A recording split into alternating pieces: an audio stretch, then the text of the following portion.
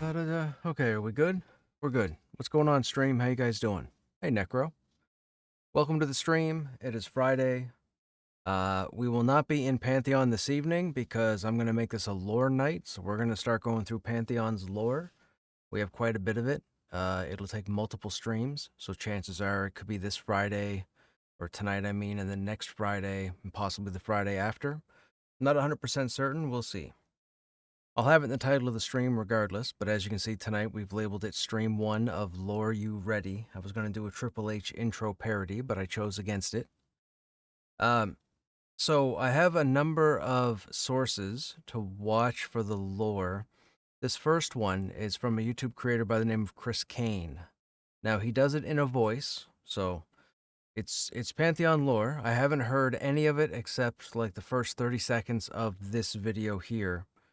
But we're going to go through and listen to this. We're going to learn some stuff about the lore. Once we get through all of these videos, and he's got quite a few of them, the majority of them are pretty short. They're 2 to 4 minutes long, and then there's 3 or 4 that like are 15 minutes, 25 minutes. He goes into the history. He also goes into the races.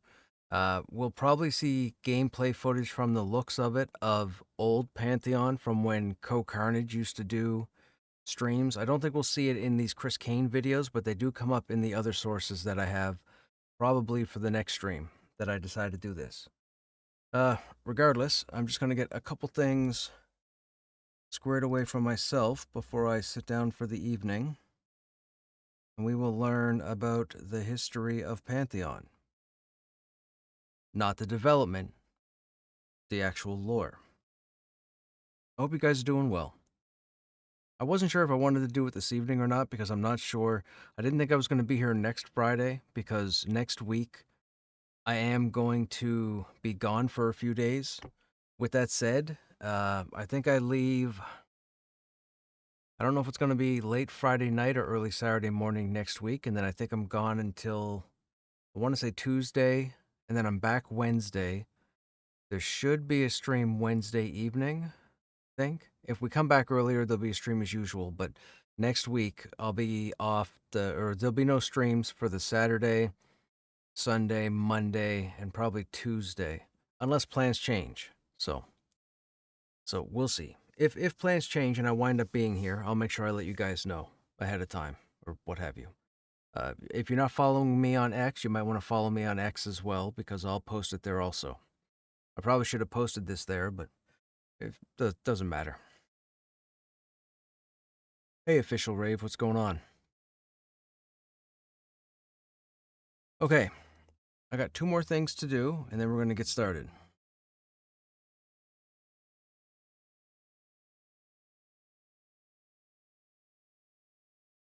Talks amongst yourselves, grab something to drink, and I will get this done as quickly as I can.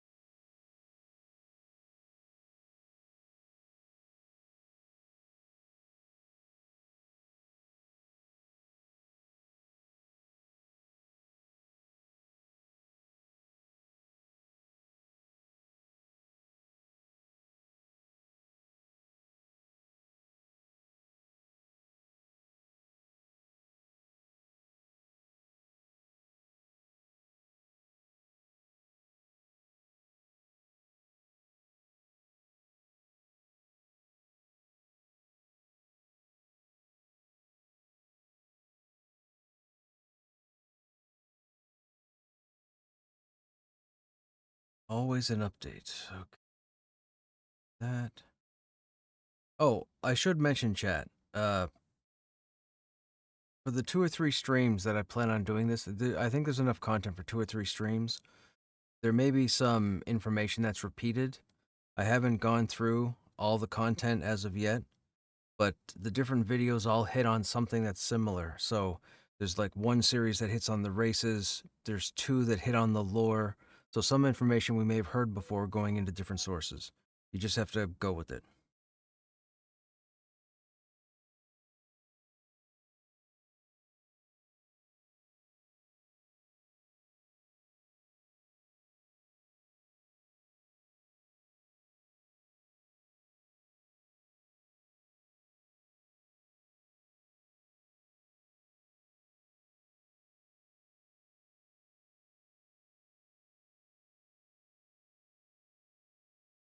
Mm.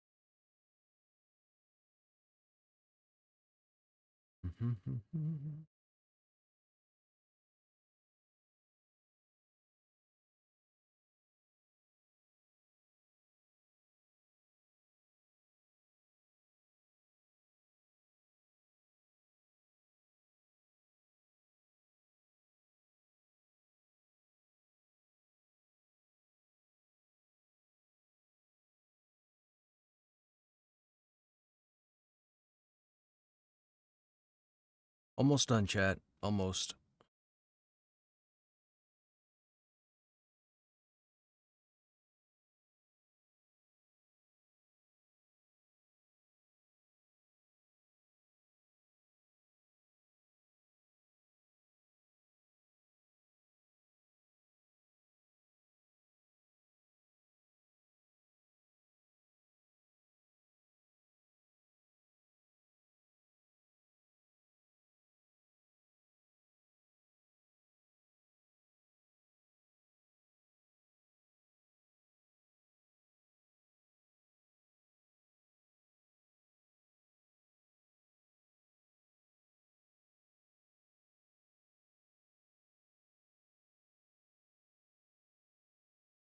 Okay, that's done. Hey, Haley, what's going on? There you go. Good old Rock Nilthamos.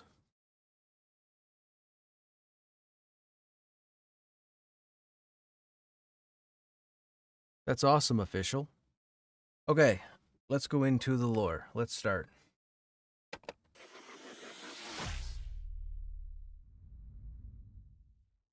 Hello. Oh, hang on. This is... Okay, sorry. We're going to start with this video first. This is from a creator by the name of Vulcan. As you can see, it's about 39 minutes long. Or actually, you can't see because of the camera. Once this is done, we'll go into the Chris Kane series. Hey, Prosaic. Oh, if ads start playing for anybody, just let me know when the ads hit, and I'll pause, and then let me know when you're back from the ads, and we'll continue. I'll do my best to try and hit those points. We'll see. Good morning, good afternoon, whatever appeals to you. Welcome back to the Vault, guys. This is Vulcan, and today we're in for a doozy, okay? So this is a Co-Carnage stream from about 7 years ago, 7-8 years ago. This is when Eridune was still with us. As you can see, his name, his avatar off to the right. This is this is going to be the old engine, so I don't want to hear any nonsense. Don't be immature, all right? We're going to listen to this lore. Let's go. need you guys to strap in, grab some popcorn, grab some soda for those health-conscious people, grab some broccoli and some water. But we're going to be taking a deep dive into Pantheon Rise of the Fallen lore. Now, That's crazy how that looks, huh? That's the that's the old graphics engine, and that spell book looks so much like EQ. It's crazy. It's crazy. There's Roenick off to the side here with an Archive, which we don't have yet. That's the Archive model.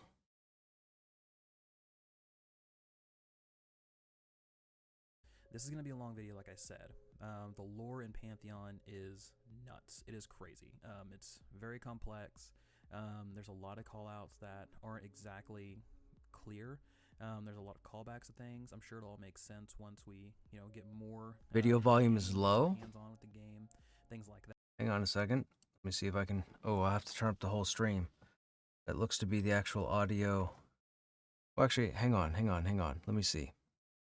Give me 1 second. We'll see if we can fix this.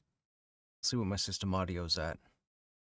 I feed from one PC to the other.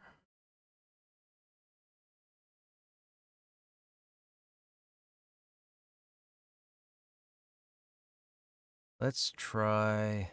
Oh, I don't want to go that high. Let's see if this is any louder, chat. You guys will have to let me know. We'll go back to the beginning.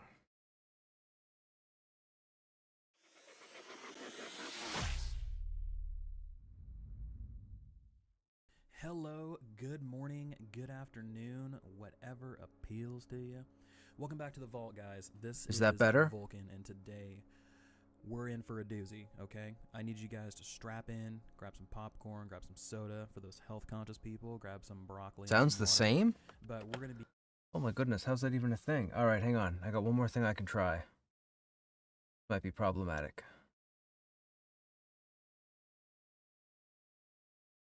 What were we at? We were at...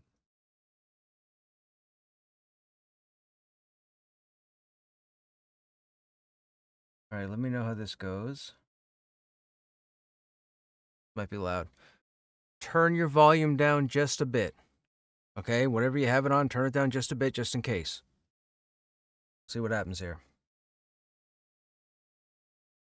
Taking a deep dive into Pantheon Rise of the Fallen lore. Now, this is going to be a long video, like I said. The lore in Pantheon is nuts. It is crazy. It's very complex.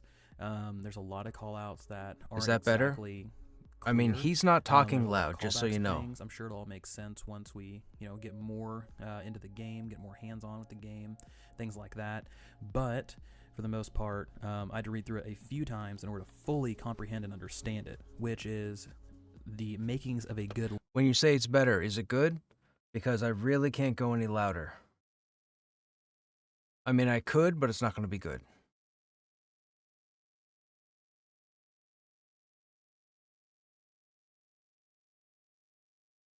lore writer. So whoever wrote this, high five to them because they did a really wonderful job. Now, the cool thing is this lore is written from the point of view of a scribe, somebody regaling the tales of the past, but also talking about the tales of the current. So, pretty cool. And that leads to interpretation. And interpretation leads to just kind of interesting recounts that you pull out of it.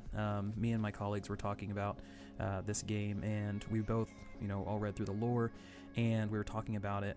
Me and another individual understood it one way, and then there was 3 other individuals that understood it a different way. So it's just kind of a really cool little mashup that they have. Either way, I'm going to go through the lore, guys. I've picked out sort of the high overview of the lore, so there's some stuff that I left out depending on whether it was of importance or a side note or anything like that. I highly encourage all of you guys to go out to the actual page and read through the lore fully. A note of encouragement. The first 3 ages, or 3 pages, the history, Age of Seclusion, and Age of Chaos, aren't really going to make a ton of sense until you get towards the end of the Age of Chaos and then read the Frail Age, and then that's when things start to click. So just power through. All right, well, without further ado, let's go ahead and let's get into the lore of Pantheon. Let's do. So Pantheon takes place on Terminus. So Terminus has a long history, riddled with wars, peaceful lulls, subterfuge, and the world of Terminus was actually called something different. It was called Nistirok, and for most of its life, there was the dragon kind that ruled over it, known as the Rainborn. There was a singular dragon king, Rock-Hilthamos. This dragon was huge. He means Rock-Nilthamos, just so you know. It's Rock-Nilthamos. He's a big dragon. He's a big dude. We haven't seen him yet in game, but it's Rock-Nilthamos. Immense size, strength. I mean, it was just giant, overpowering literally anything within the realm. Even his own father. So Rock-Nilthamos and his dad, hailing from the sky, laid siege to the kingdom beneath the sea. There's the master race right there. There's the ogre. There's the ogre right there. Known as Solcramain in a tactical sweep. After the Dragon King of Solcramain was defeated, the Dragon King of Air, Rock Sulfiansire, who is Rock Hilthamos' dad, actually mourned the loss. So, I don't know if you guys saw it. Let me spin it back here. Hang on. Let me go forward. Giant, overpowering literally anything within the realm. Even his own father, so Rock Hilthamos and his dad, hailing from the sky, laid siege Right here, this is the Arkai. Right here. to the kingdom beneath the sea, known as Solcramain, in a tactical sweep. After the Dragon King of Solcramain... Or no, I'm lying. That's the gnome. These are gnomes. That's Arkai. These are gnomes. These are the people from the moon. defeated the Dragon King of Air, Rock Sulfiansire. There's Joppa off to the right. Rock Hilthamos' dad. Actually Ronik, who is their main quest person. Dragon King of Solcramain, because it was his brother. And then Eridun here in the green. You'll recognize Eridun's avatar with the green armor, because it's the same green armor he's wearing in the game at the campfire just outside the towns. So Eridun is Brad McQuaid. That he's the individual behind EverQuest, Vanguard, and Pantheon. And you can see that's why they used his green armor, because that's what he wore all the time. So, Rock Hilthamos, who is the son of Rock Sulfiansire, was enraged that his father had forgotten to immediately name him the heir to the throne, and of the new Solcramain, essentially, realm. And you can see here, if you look in the bottom right, follow the mouse, a Black Rose Guardsman. Where do you think they are, chat? Where do you think they are? Little palisades and something that looks like, oh, I don't know, maybe a keep? Maybe? Of sorts? Maybe? Might be a keep where Black Rose Guardsmen may be found? of rage, actually usurped his dad and killed him, taking the throne for himself. This began the reign of Rock Hilthamos. This happened many centuries before the Sacred Six arrived. Well, you got players up here jumping in there. The original 6 races of Terminus. Now, they arrived post Reign of Dragons. It is called out specifically that this term is now common speak to address any group of new arrivals, no matter the actual quantity of races, so people showing up. So, for an unknown reason, after centuries of rule, essentially the Rainborn, the dragons, just left their lands, retreating to places that were nearly impossible for mortals to traverse, locate, and basically just ghosted. They're gone. There is a legend, though, that the dragons will actually reap a great reward one day, and have since entered into hibernation to wait for that bounty. Many cults have been established to... So they just said they believe that the dragons have gone into hibernation. Okay. Worship these dragons in hope that they'll return, and the cults are able to partake in that bounty is their hope. So, though there's actually no proof of that, that's something that a lot of different races today in the, quote, frail age are engaging in. So this is spun from a legend of the Dragon Accord. And the Dragon Accord is an agreement between Rock Hilthamos and a powerful being. We don't know what it is, unknown origin, it's just something that's out there. So if you heard that, he mentioned multiple times Dragon Accord. That's the agreement between the dragons that they wouldn't step on each other's toes. So. Well, unfortunately, only 3 of those pages of the Dragon Accord still exist. The others were either lost to the wind, lost to time, or have since been just secluded away and somebody has them. But as part of that agreement, the world was renamed from Avanzul, which is interesting because Avanzul was never specifically called out. In the lore, the world was actually called Nistirok by the dragons, yet it was renamed from Avanzul, so I'm not entirely sure. Unless Nistirok is the realm of Terminus, the landmass of Terminus, and Avanzul was the world whole? Not entirely sure. But anyway, it was renamed to Terminus. So this was confirmed by local natives, such as the Tholen of Ithalis, and the Elvenin giants of King's Reach. Elvenin giants of King's Reach.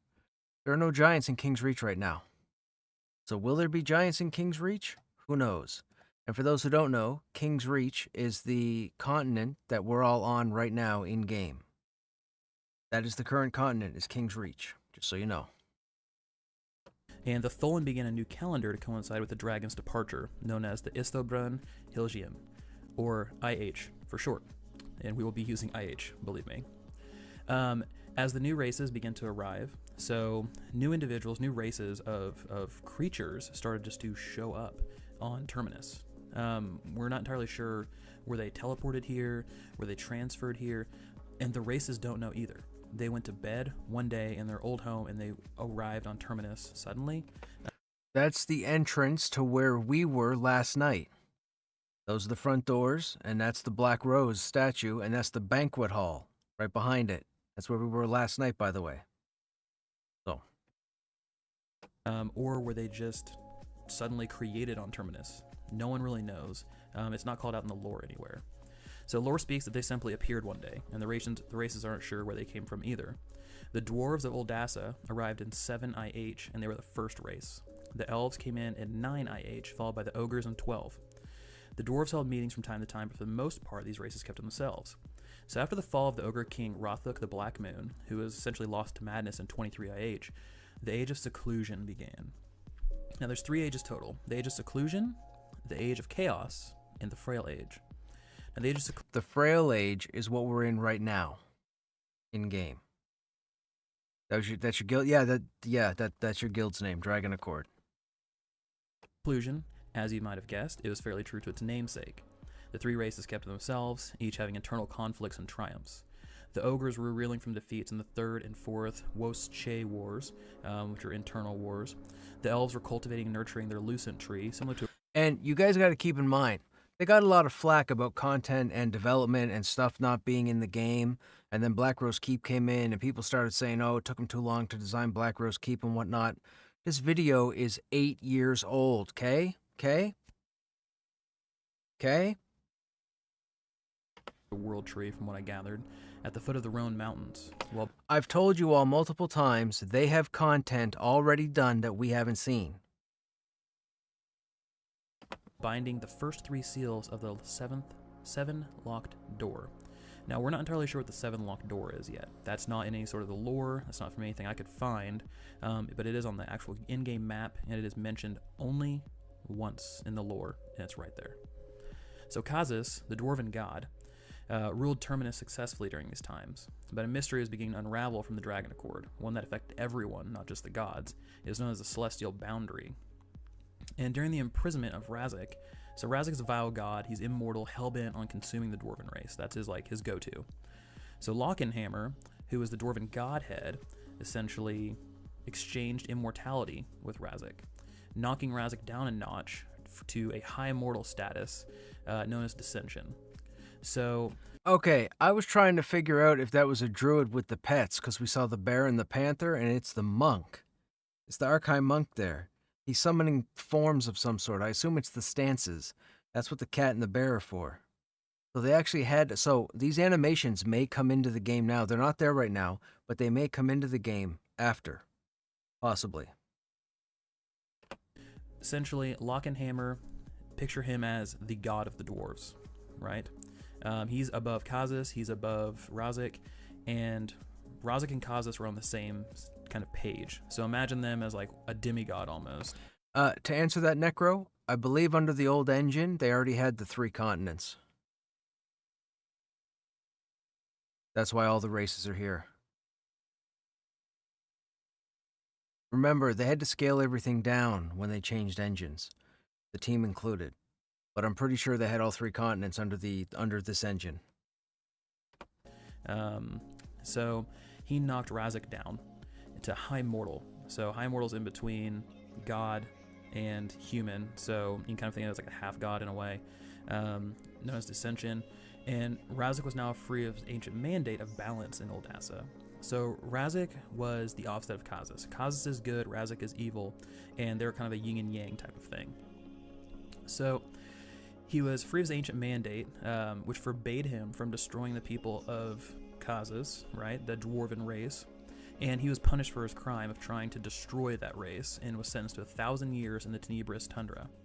Kaz So he also just referenced a zone called I don't think it's Tenebrious, I think it's Tenebrous, the Tenebrous Tundra, like Tenebrous Tangle in EQ2, or Tenebrous Mountains in EQ. So I'm assuming Tenebrous Tundra is going to be on White Thaw. I'm guessing. It's an area on White Thaw. White Thaw is the third continent, guys. That's where the gnomes are from. actually took on the dissension himself.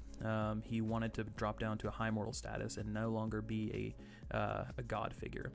So he wanted to rule and abide intimately with his dwarves as their high mortal king rather than a god. This worked famously. He still leads his people today over 900 years later, so high fives all around. So in 450 IH, the third era of the collisions began. So the first two are not really explained, they're simply alluded to. So here we go, we're jumping right in on the third thrice. So starting with the Jinto and their Pantheon, the Infinite Union. And you can see real quick, and yes, we're going to pause quite often in between. You can see down here at the bottom, you can see the defensive target and offensive target are the same thing as they are in-game. It's the same style. Same marquee, same health bar. So it's not like the whole game was completely different. Which was crippled prior to the start of the era. The god of the Infinite Union, Itero, had been exposed to a vast and powerful force of destruction beyond even his control. So we're talking, this is a god of a pantheon, of a race of creatures. And it had been exposed to something so powerful, so corrupt, so just immensely consuming that he had no choice. So according to the high priest Simina, the immortal god began to suffer from his wounds like any common creature would that had a disease. Coupled with their sudden transference to Terminus, things were not looking good. So he got hit with this, they transferred to Terminus, bad news. So the queen of the union, Janavi, so Itero's wife, chose to descend her husband's body to that of a high mortal in hopes that this would prevent his death, knowing it would actually keep them both apart. So, your lovely sacrifice. However, this was not the case. He actually got worse. He got way worse. He deteriorated even further. He became a twisted half-god full of just violent darkness and chaos and just raw power and malice. So much malice. And his gift of creation. So he'd create things, obviously. He's a god.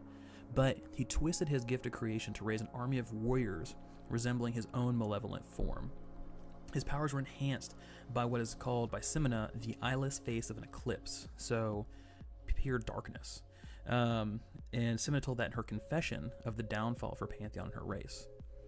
His creations were kept in secret for a long time as he slowly just built his army, just assembling these just twisted creatures. This has a very like Lord of the Rings type of thing to it, where they're birthing the orcs or whatever.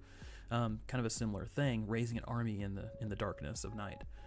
However, Janavi began to catch on and confronted him. And he told her of his prophecy. That's what the Black Rose armor looked like in the old version. I'm going to be perfectly honest. I like it a lot more in the new version. The pauldrons here are pitiful. A war of endless night that would consume everything, consume all of Terminus, and he was going to be the king, the Lord. So he declared his new creation, the Revenant. And the Revenant were fierce. They were evil and they were fierce. And he changed his name. He called himself the Ravaging Lord, which we will call Lord from here on out. After his confession, he begged Janavi to marry him in chaos and rule together. Rule in the darkness together. Let's take over the whole thing. So she replied with a cunning lie. Allow me to hold the face of day once more before we embrace the night together. And with that, she strung together a desperate plan. She actually bestowed her remaining power. This is a wife, a god of the Jinto. She bestowed her remaining power on the few people of her Jinto race left to protect them and immunize them from the Ravaging Lord and his disease. So essentially the Jinto, the people that he's creating, the Twisted Warriors, were the Jinto. He was taking them and corrupting them and switching them. Her sacrifice protected the remaining ones, which were dubbed the Remnant. And they were zealots with incredible agility, unwavering focus to annihilate the Revenant. That is their entire focus. They're like superhuman creatures, just hell-bent on destroying the Revenant. So when Itero discovered her sacrifice, there was a wave of light and sound that roared across the realms, because she had died. She'd passed. She took all of her soul, her energy, everything that made her up, and There's the bleed icon from the current game. And that's the rupture ability for the warrior. That was 8 years ago. We only just got this recently. I just noticed that. That's the rupture icon. Pushed it into the remaining populace of her people to form the remnant. And it was almost like an explosion that just roared across the realm. Well, his howling shriek matched. He was upset, and it shook the realms themselves. It is said that a lone flicker of her sacrifice flew and struck him in the chest, burying itself in his just very essence. And a few days later, the Deicide War began. I told you guys about the Deicide War. I call it Deicide. He's calling it Deicide, but I told you about the Deicide War. That's what's in Silent Plains. Those elementals, the Deicides, or Deicides, that was all part of that battle. So it sounds like he's going to go into it. For those who don't know, Deicide is also deity, a god war. So the god war began. The war was fierce. So the remnant fought well and as one. So they were very just like, almost like the 300. Imagine like the Spartans from 300 and Revenant or the Persians, right, coming down. So the Revenant were weakened by the ravaging lord, still suffering from his wounds, and his power was not yet fully realized. So he was still very young in his tenure of power. The Remnant withdrew in 455 IH and retreated to a land east beneath Mount Hulthur in the realm of Greater Sath. So the Remnant pushed him back, guys, and the Revenant were like, "Hey, we can't do anything. We're out. Like we gotta jet because our ravaging lord is hurt. We're not really coordinated in what we're doing. This is kind of just a shit show. So we're gonna dip out." And they went back to Greater Sath. Well, Olim's Hill sat nearby, and the Jinto Remnant set up a careful watch there to make sure they could keep an eye on the Revenant. They couldn't fully see what they're doing, but they could see if they came up over the hill type of deal. So almost just like an outpost. Cool. So ends the age of seclusion. Gonna pause for a second. The Ko is playing a Dire Lord here. These are the three essences. This is Provoking Phantoms right here. Those are the three essences that we now have on the Dire Lord now, but they were here 8 years ago. You can see DPS, that's a bloody icon. You can see the neutral, and you can see defense, which is him standing like chest wide. So. And now we're moving into the Age of Chaos. So the Age of Chaos is where I'll say all the action is. Naturally, its namesake, the Age of Chaos. So I would say the Age of Seclusion, we're going to do a quick little overview here, was more about every race kind of taking care of themselves, right? As obviously its namesake. The dwarves took care of some internal conflict, knocking down both their gods, dropped down to high mortal status. Lock and Hammer, essentially the father of the gods, took care of that business. Razik was banished to the Tenebrious Tundra. Kazis stayed to rule his people. And then you have the Jinto and their god suffering from a corruption disease, and he became completely twisted, raised an army of just monsters basically, and went to wipe out his own people. His wife sacrificed herself to give birth to the Remnant, and now here we are. So the Age of Chaos, guys, here we go. When the second era of collisions began, once again, first era of collisions, we're not entirely certain what that was. We just get called out in certain ones. Obviously, the first one didn't have too much going on. When the second era of collisions began in the spring of 450, the Age of Chaos also began. And nearly on top of each other came the Mir of Issel, which are known as the Dark Mir. They're kind of the water elf creatures, and this is a new race. And then the Ogres of Broken Maw, which would be, they came in near the Ogres of Broken Maw. I told you guys about Broken Maw before. That's with the Barrow Dark that's in front of Avelia, that cave where ogres start right now. That's supposed to be on a different continent. So when Rainfall comes in, I'm sure they'll take the Barrow Dark and move it over there. Which soon became the continent of Rainfall. See? And then the Archai of Roa had dropped in to the south, in the realm of White Thaw, and were nearest to the dwarves. So the Mir and Archai formed a near-instant rivalry, arguing over which came to terminus first, though it's never been exactly determined. The following cursed frost of 459 saw the humans of Vast Demyth pushed against the Rhone Mountains. So basically, this frost was horrific, and they huddled against the Rhone Mountains to try to survive. Mercifully close to the elves, and the elves were able to help them out and help them survive. So these were the original Sacred Six: the Darkmere, the Ogres, the Archai, humans, the Dwarves, and the Elves. So those were the original six. And yeah, so those were the Sacred Six. And they, for a long time, it was just them that kind of ruled the whole land. Pretty great times. However, in 470, the Age of Chaos began full swing, and it was just plainly named the Year of the Outbreak. This is the year of the approaching Deicide War. It came to full term. So as you guys know before, right, there was the Remnant and the Revenant kind of battling it out, and then so began the Deicide War.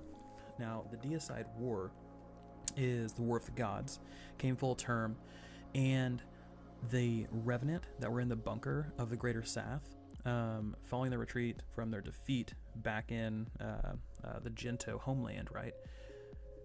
They exploded from the Greater Sath, just erupted, quickly overwhelmed the Gento in Olam's Hill, and destroyed that place, renamed the outpost to Bakern, or Black Flame. Aside from the impressive magnitude of their numbers, the Lord actually revealed an act of cunning. The six Pantheons they were hosting very evil members. So people that were upset with their Pantheon, and they're itching for a chance to gain power that was withheld by the Celestial Boundary, which is an agreement to avoid killing each other, basically, and taking land and upsetting the balance of life. So the Lord essentially put out an offer to those interested in serving him. They would gain rule, ruin, and revenge. This seduced a few key members and fallen deities of note. So half-gods, high mortals, people like that. Asari of the humans, and Hathus Krevgij. We're calling her Hathus from here on out, of the Archai. So you essentially get Asari of the humans and Hathus of the Archai. And while they're immortal, they're incredibly powerful, and then they were boosted by the Lord's favor and his resources. The Lord began his assault on all of Terminus, with Kinosai, a small town, falling in 471, the Lost Sidrith falling in 472, both to his will and just overwhelming might. The Sidrith Vespers in 472 and the Earth Mages of Majinkai in 472 actually, they end up allying with the emerging Titan, basically out of fear, right? They were scared of, okay, if we don't ally with this guy, he's going to wipe us out, so better cut our losses. So as his army and power grew, he split his ranks into three distinct armies complete with their warlords. Asari struck on Kingsreach, Hathus attacked the snows of Whitethaw, and the Lord himself sought to lay siege on Rainfall. So the Remnant and the Six, they didn't sit around and just watch this, though. They were actually leading a guerrilla war effort, basically on the approaching armies, on their brethren. They had a critical victory in 475, and this served of vital importance. They were able to stall out the Revenant and then cast a fog of war of the union that was forming between the six.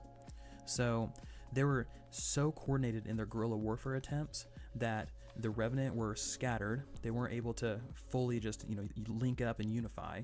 But at the same time, there was a misconception that the six were actually operating independently. So while they had helped each other from time to time, there were no efforts in the past to combine forces and assault the Revenant threat. However, in 475, an island, typically hidden beneath the sea, known as Vesu, had appeared, as it usually does every few months. The seas split, the island of Vesu is emerged, and you can see it. The six came to council, and they struck what's known as the Sanctum Edict, bringing them into a single accord. Three sanctums were going to be established: the Burning Sanctum in the petrified forest of Kal Cathar, the Silent Sanctum nestled in a choke point within the Rhone Mountains, and the Frozen Sanctum buried into the drifts of the Tenebris Tundra. These were established to serve as holding points and were to be occupied when they bled as much attrition from the Revenant as possible. These sanctums were dubbed coffins to outlast the night. Essentially, they were safe. Think of them as bunkers. So they did as much as they could on the outside, And when they got pushed back, they would fall back to the sanctum, and that would be their last holdout. These things would seal shut, and they would just either the Revenant got in and they wiped them out, or the seals and the magic would hold, and they would outlast the Revenant. That type of deal. So in 481, the deicide war, dubbed the War of the Gods, as we discussed earlier, came of age on Terminus. After years of small conflicts, nations were lost, and those people were forcibly, they were forced into serving the Revenant. The assaults had consummated into a total, all-out war. So the efforts in grinding battle for the Six were disheartening, because besides Kaz's, there were no equal to the High Mortals on the battlefield. Haethys fared the worst during this time. She had no match, but she fared the worst because she was unable to overcome the actual Tundra herself. The Tenebrious Tundra was so horrific and just brutal that she was having difficulty just besting the land. So during the summit at Vesu, Kazas was quoted to saying, he was asked, what was a natural defense that the Frozen Sanctum would have? Kazas said, Tenebrious and Tenebrious alone, he replied, serving a purpose that landscape is brutal. The dwarves in the Archive fought a battle of illusion, right? Forbidding the heiress, who's Haethys, she's known as the Dead Heiress, an opportunity to use her sheer number advantage. So once more, guerrilla warfare. Unfortunately, Haethys was finally given an opportunity to assault the Sanctum itself. She ordered the mages of Majin Kai to create pillars of black flame that slowly encroached around the Sanctum. The dwarves in the Archive preferred a traditional war themselves, but eventually had fallen back to enter the Sanctum. Okay, gonna pause there just for a quick second. That courtyard they were just looking at, that's the courtyard I was talking to you guys about last night. Once you break into the back part of Black Rose Keep, which is where they are right now, and they just went up a series of stairwells to get to the ramparts. I've talked about the ramparts also, if you're not familiar with Black Rose Keep. So they're at the top right now, and that building they were just looking at, I'm assuming that's where the access to the Mage Lord was under the old engine. I'm guessing. The gnomes not having physical bodies shouldn't need stale bread and water. Hey, I would take it up with VR. What do gnomes eat? I don't know. Apparently bread and water. Maybe they're doing it to blend in. So the Revenant are basically pounding on the doors. King's Reach did not fare well at all. That continent, bad news. The humans and the elves fought to hold their ground, but there was little choice other than to meet Asari head-on. Havensong, which is essentially the human capital, it was a Havensong. That's named one of the other servers. Havensong was the human capital. So I'm guessing once they have all their setups or whatever, Havensong will be where the humans will be from. I'm guessing. Near the Silent Sanctum, and it had fallen along with human king Amonsol, and the betrayer Asari demanded the entire city was wiped off the face of the world, the planet. He hated this place so much, he literally verified that every timber, stone, hinge, doll, hair was thrown off a cliff, and that there is zero possible way that 5 years from now anyone had noticed that Havensong was even a city. I stand corrected. Havensong has been erased. See, it pays to educate yourself. So I was proven wrong. He then marched on Sanctum. So he turned his gaze towards that. It took a few months to wipe clean Havensong, but he did it, and then he marched on Sanctum. Rainfall had actually hosted the most brutal warfare. So at first it seemed like the ogres had the upper hand. The legendary armor of the Broken Maw attacked the Revenant in their own camp, so they actually launched the assaults themselves and ambushed. So after this, after they started, wiping out different camps, doing things like that, and really kind of leading a forceful and aggressive assault, the Dark Mirror were actually waiting patiently under... Oh god, they're called astrologers in this version? They're called astrologists, I think, in our current version. These are the guys I was talking about, that when you get to the ramparts, they have the Uber nuke. It's called like Astral Flare, and it destroys everybody. That's what they're fighting right now. The astrologers. But I'm pretty sure they're called astrologists. Although they could be astrologer. I'm pretty sure it's gists. underneath the icy surface of the water. So armadas and transports and convoys and things like that were trying to get across the ice, and the Darkmere, they wiped them out, breaking all the ice, sinking everything, and then destroying them while they were within the water. So it was a very cool tag team, like 1-2 punch. However, the Ravaging Lord was not pleased and withdrew the feeling of victory from the Mirror and the Ogres, and he unleashed Black Rose terrors or chiropractors. horrors of the deep against the Mirror, and soon that water advantage was gone. The Ogres and the Mirror were unable to defend and had to retreat to the Burning Sanctum at that point. So at this point, all three races, or all three continents or whatever, had withdrew into their sanctums, aka the coffins, to outlast the night. And this is really the all is lost moment. So they've lost all ground. They've retreated into their sanctums. They retreated into their bases, their strongholds, their bunkers, to try to, push back the Revenant, fight, for their, essentially their survival, their race's survival, fight for the continent, fight for Terminus. And this was it. So the Ravaging Lord tasted victory on his lips, anxious to finally realize the prophecy of an endless night. And in 484, the Relsiran of the Archai, which I'm assuming is the leader of the Archai, was actually slain. He sealed himself outside the door to buy some time. And then the Lord also found a way around the magma moat that encircled the Burning Sanctum. So their defenses were gone. Midnight was drawing nearer. Janavi, the wife of Itero, aka Ravaging Lord, she had a vision that she bestowed upon. Dude's got to stop hitting his desk. I cringe every time I hear him hitting his desk. He's probably animating himself with his hands, and he keeps hitting his keyboard tray or something. But gotta stop hitting his desk. Her people, and that vision saw past the Ravaging Lord's vision. The Ravaging Lord's prophecy was a prophecy of endless night. Janavi saw past that, and the sons of Terminus would break upon the world. And no one really understood what that meant. However, the sons of Janavi's vision would actually rise prior to the Ravaging Lord making his way into the Burning Sanctum. And with them came a morning that broke the Revenant into absolute chaos. The 6 sons of Terminus appeared. The 6 sons of Terminus were warriors of godlike power. Look at the army of gnomes there in the back. They're all just sitting there waiting. That's the backup. That's the B team. Might, arcane discipline, one hailed from each pantheon of the sacred. They were known as war wizards. These were OGs. These guys just absolutely wreck things. I mean, they're nonsense. So they are beings, right? Though they're high mortal, they're of pure supernatural ability. Good old gray high box. mortals typically have a aptitude in something, but a failure in something else. War wizards are all around badass, so they're tough to beat. As they arrived, the terrors, as they call them in the lore, I'm gonna go ahead and just say the war wizards, just launched an all-out, just pounding assault on Asari and Hathis. Absolute ferocity.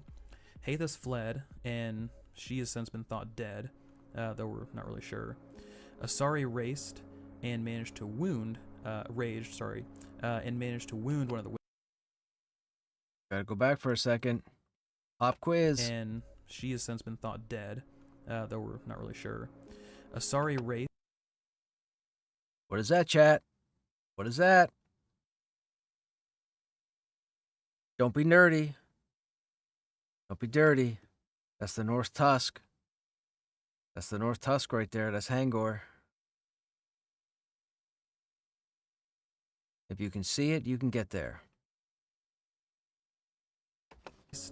And managed to wound, and managed to wound one of the wizards. So he really just lost his damn mind. And now, there's some kind of tower up here. I don't know what that is. Just let's do it. Let's give my axes. I'm just gonna go all out. And he wounded one of the wizards, but his might could not overthrow him. And he fell dead on the very spot that Haven Song once stood, as if preparing his own grave. Where do you think that is, chat? I gotta be perfectly honest. That reminds me of the Goldasi ruins.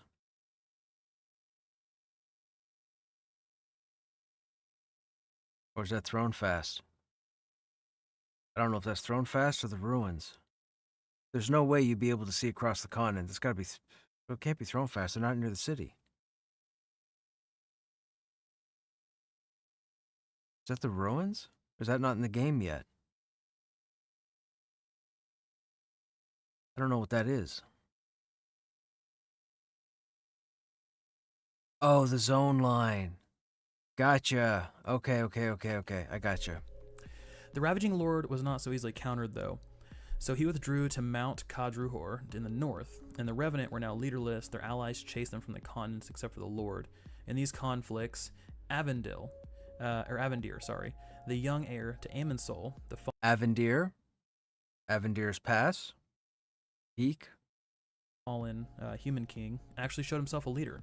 In 455 or 485, he and Khazis led the armies of the Six with the war wizards, and they marched upon Mount Kadruhor to extinguish the Black Flame forever. The Revenant were scattered, so he only had a fraction of the vast army that he once had, actually defending the mountain with him. Excuse me.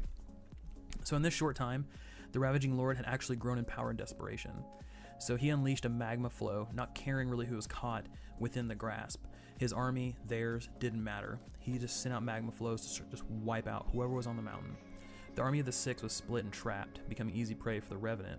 So essentially they were fighting a battle of 19 fronts, right? They were just fighting on the mountain, trying to get their way up, but for the most part, they were in a stalemate. However, two of the war wizards managed to move directly onto the Lord, knowing that his death would end everything. So after a furious battle, one of the wizards lay dead, and the other was in serious peril. You gotta remember, the Ravaging Lord, though he's a high mortal, he was once a god, somebody that was absolute utmost power, dropped to high mortal status. Now he's affected with madness, desperation. That's like a backed animal in a corner on 15 types of different steroids. I mean, he is jacked up and ready to fight.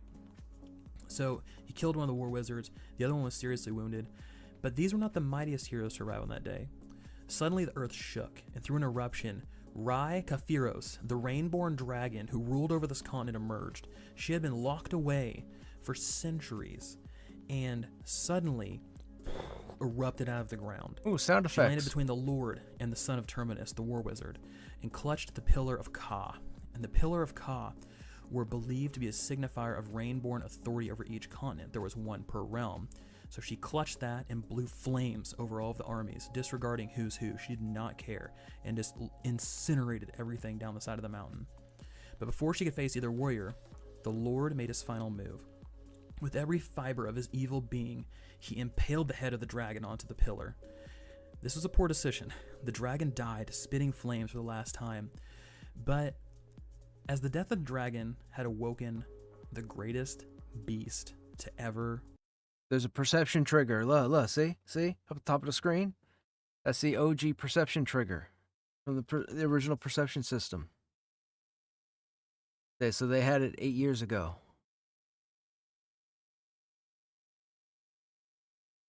Walk, Terminus, Rock Hill Thamos. By the way, who else is comparing where they're running to where we are in game? Because every time they're moving closer to wherever, now that I know where they are, I keep trying to figure out where in the current server these guys are. I have a problem. Rock Hill Thamos, the dragon, the mythic dragon of huge size, of just immense power, had awoken. He swooped down, picked up the Ravaging Lord in his mouth, crushed his body, threw him up in the air, and breathed flames to incinerate literally every Hibernal Rata. That's the name of the rats in Hangor as well. The Hibernal Rata. inch of him into ashes, instantly ending the Ravaging Lord. Just like that. Gone. He drew in a breath that was going to suddenly wipe out everything. He was done. So he then turned his gaze towards Here come the all orcs. the armies. He was huge, easily the size of a mountain. Drew in his breath and was like, you know what, we're just going to end this. I'm going to take my planet back. I'm done with this. These are children. As he drew the breath in, a giant hand, suddenly appeared and closed around the dragon's mouth and said, "Blood for blood, king. There is no breach." To which the dragon replied, "Blood for grace, emissary. Yet in the future, there will be only blood." the hand released, and then Rock Hilthamos flew into the sky, disappearing, I'm assuming back in hibernation. That was the end of the Deicide War. So there was a lot that went on during that age, the Age of Chaos, the War of the Gods, but it ended with the Awakening of the Dragons. Here's my question. He's talking about the Awakening of the Dragons now with the end of the Deicide War. Who's the dragon in Tel Daedrus's chamber? Who could that be? It's not a wyvern. It's a dragon. Wonder who it is. I'm only saying that. I'm only asking because I don't know. And as we move through, we see a few other dragons, but we haven't seen Rock Hilthamos yet. And I'm assuming he's back hibernating or doing whatever he's doing. So following the Age of Chaos is the Frail Age. So the Frail Age is this. It's this game, like where they are right now and where we are in our version of this game. That's what's known as the Frail Age. So the game Pantheon Rise of the Fallen takes place in the Frail Age after the world has been decimated from the Deicide War. Age is an interesting one. It's our current age that we're in. So the actual game itself is going to be taking place in the Frail Age. And I'm curious how they're going to take it because everything before this sounds pretty badass. So the Frail Age itself. There's another perception trigger.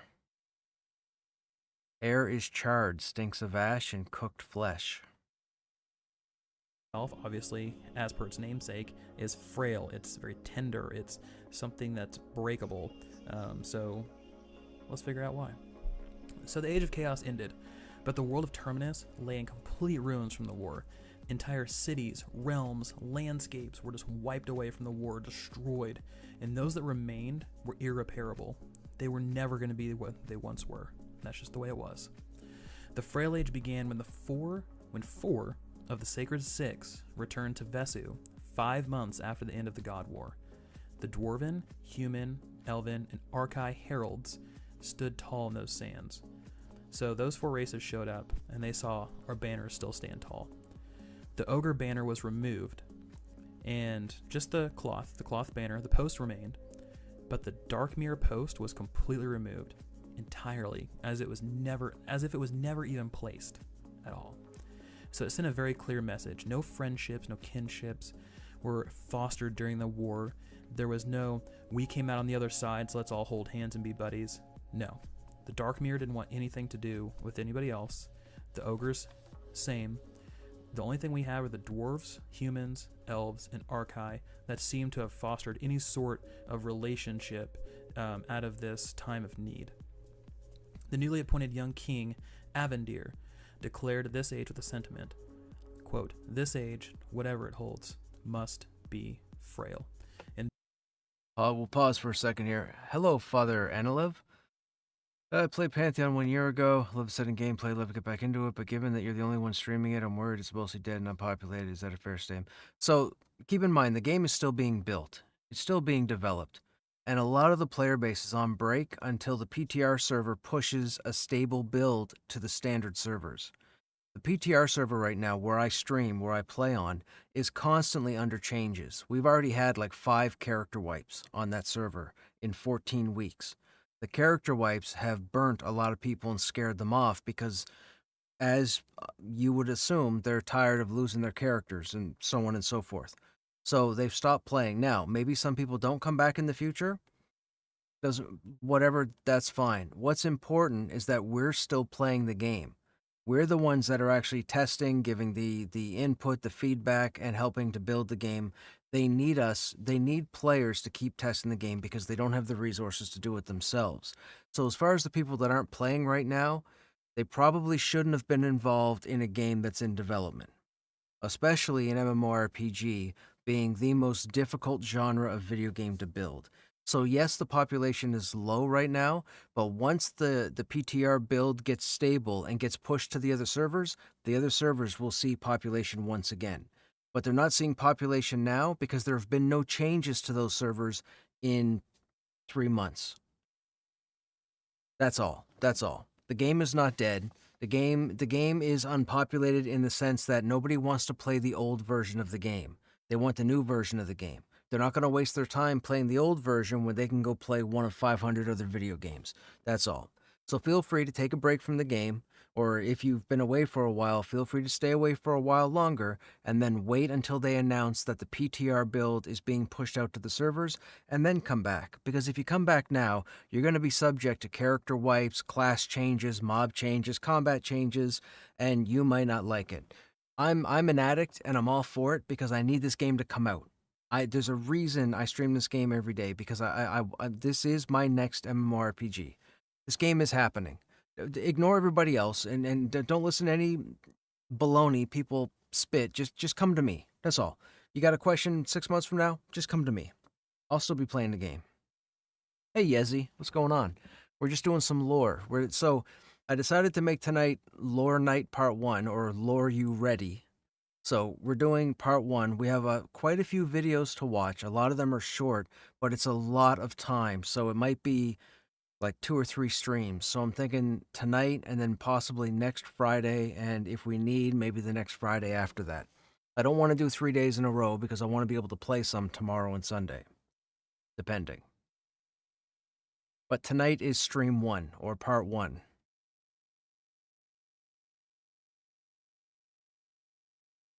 Fair enough. Thanks so much for the insight. So I could play in PTR and find people there, even with... Yes, but. Okay, so up until last week, we were only able to level... up until last week... Okay, no, hang on. A couple of weeks ago, they added a test support NPC that can auto-level you.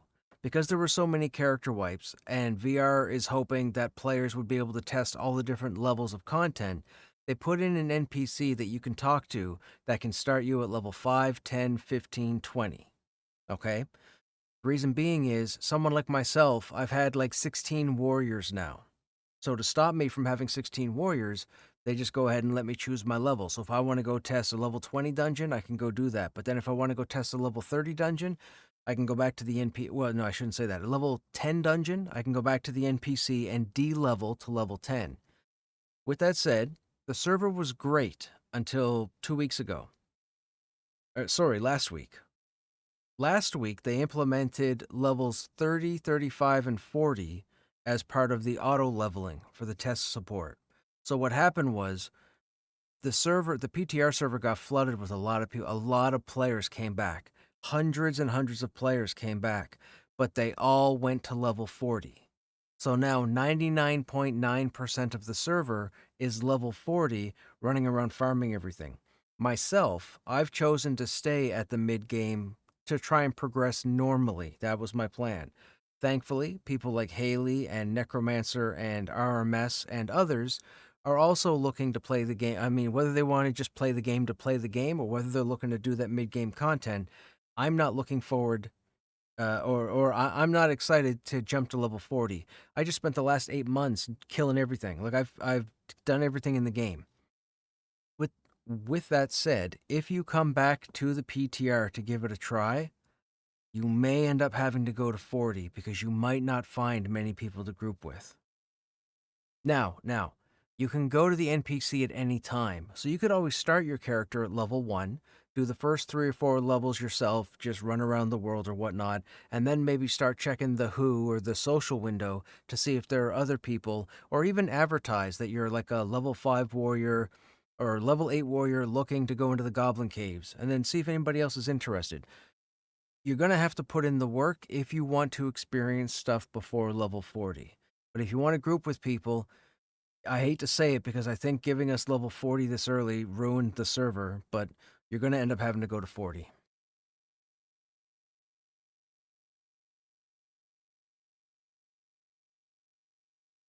Hey, Soda-san, gonna try the Cleric later. Did they get their mastery in? Yes, they did. And Haley is correct. Expect the mastery to not function 100%. They're trying to get the masteries in their base form as quickly as possible, but none of the masteries are finalized. None of them. Not the tanks, not the healers, not the wizard, not the enchanter.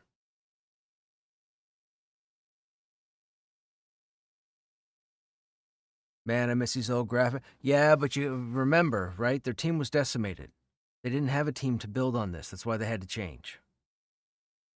And I'll be perfectly honest, I watched them fight in Black Rose earlier. I think I prefer the current game because when they were fighting the Black Rose dudes, the hair was moving, and when they killed them, the hair was falling off like toupees. And I was like, nope, okay, that's good. All right, anyhow, let's get back into the video. That is the beginning of the Frail Age. The year was 486. The Age of Chaos was officially over. So at this point, things actually moved pretty fast. More races were added. People dropped in. The halflings, the Scar, and the gnomes. The Scar immediately took part in bloodshed, taking over a peaceful race, turning them into slaves, and then actually turning on each other into a civil war. They are very aggressive, very warlike, and they fight each other all the time. The halflings aren't said too much about. We know that they live in the Wild's End, and they nurture trees, but this Wild's End reference right there, see? Wild's End. They still ain't got Monk. I know, Cross, I know. The monk's coming back. The monk's coming back. I'll put out some feelers and see if somebody no one's gonna tell me anything, but I'll just tell you that I'll look into it and see if I can find out something. Thanks so much for your honesty. I think I'll still give it a shot. I really did enjoy it when I played it.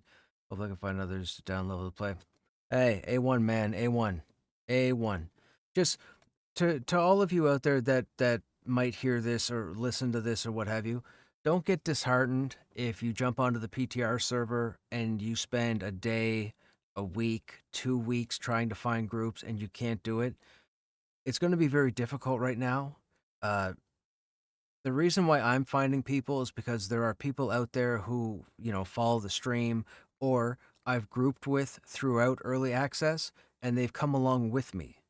So, and I've lost quite a number of players. There are quite a number of players that I used to run with regularly, and they're all burnt out as well because of the character wipes and the game being broken in certain parts and whatnot.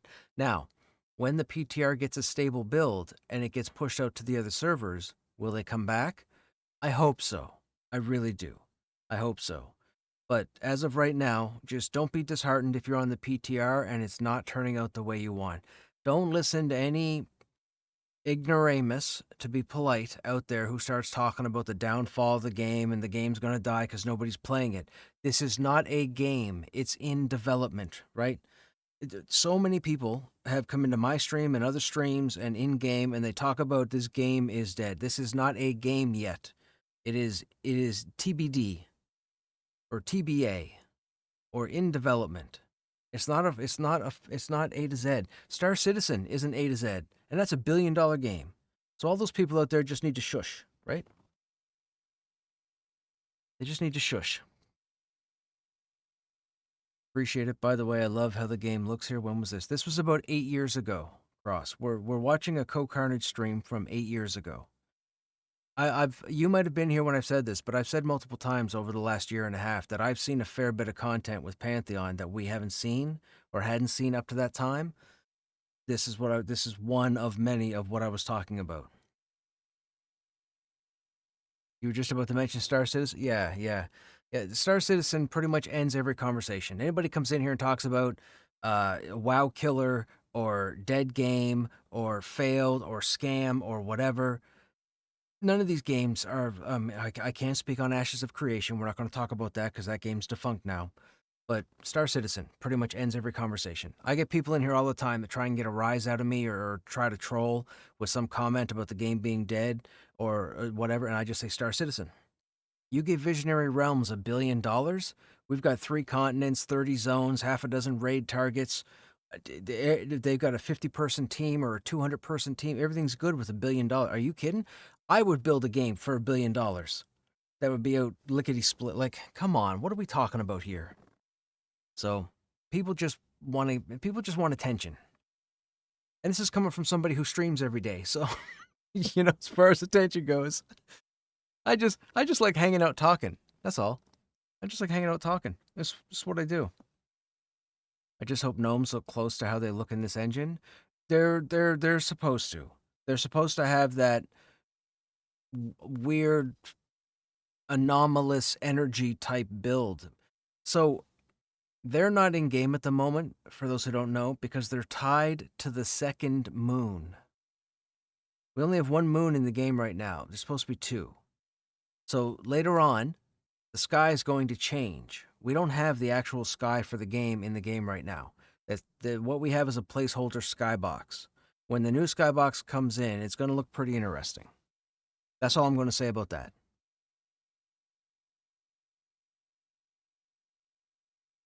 I saw when it was super basic, when Brad was very much around, and I loved how... Brad is actually in this stream. He's Aerodune. And if you're familiar with him in the game, you'll see him wearing his green armor here.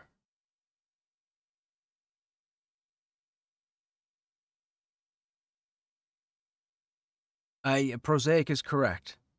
Prosaic is correct. His initial thing... So, the original vision for his game came from Diplomacy from Vanguard.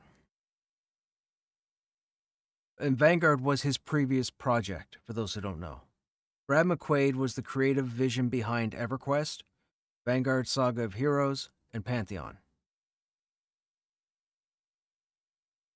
And it's hilarious because I was with EQ in the beginning.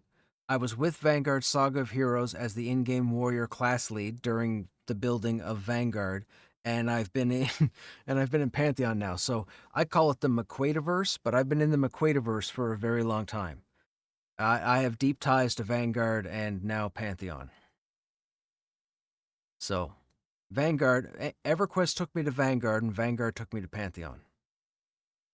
I was so I won't go over my Vanguard history. We'll talk about that another day when I got into arguments with Visionary Realms, Sigil Games. Sigil Games. Let me correct myself. When I got into heated discussions, not arguments, heated discussions with Sigil Games over Vanguard on MSN Messenger. Yes, all of that is factual.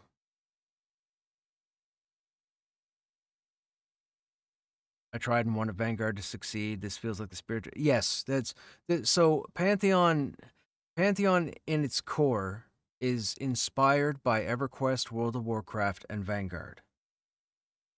When you play Pantheon, if you played EverQuest, Vanguard, and World of Warcraft, you see, like I've told my stream over the last 2 years, I see when there's something from EQ, Vanguard, or World of Warcraft. We've had conversations about it, but those are the three main inspirations for this game, which makes sense because Brad McQuaid was deep into all three of them. Although I believe he didn't have anything to do with WoW's development.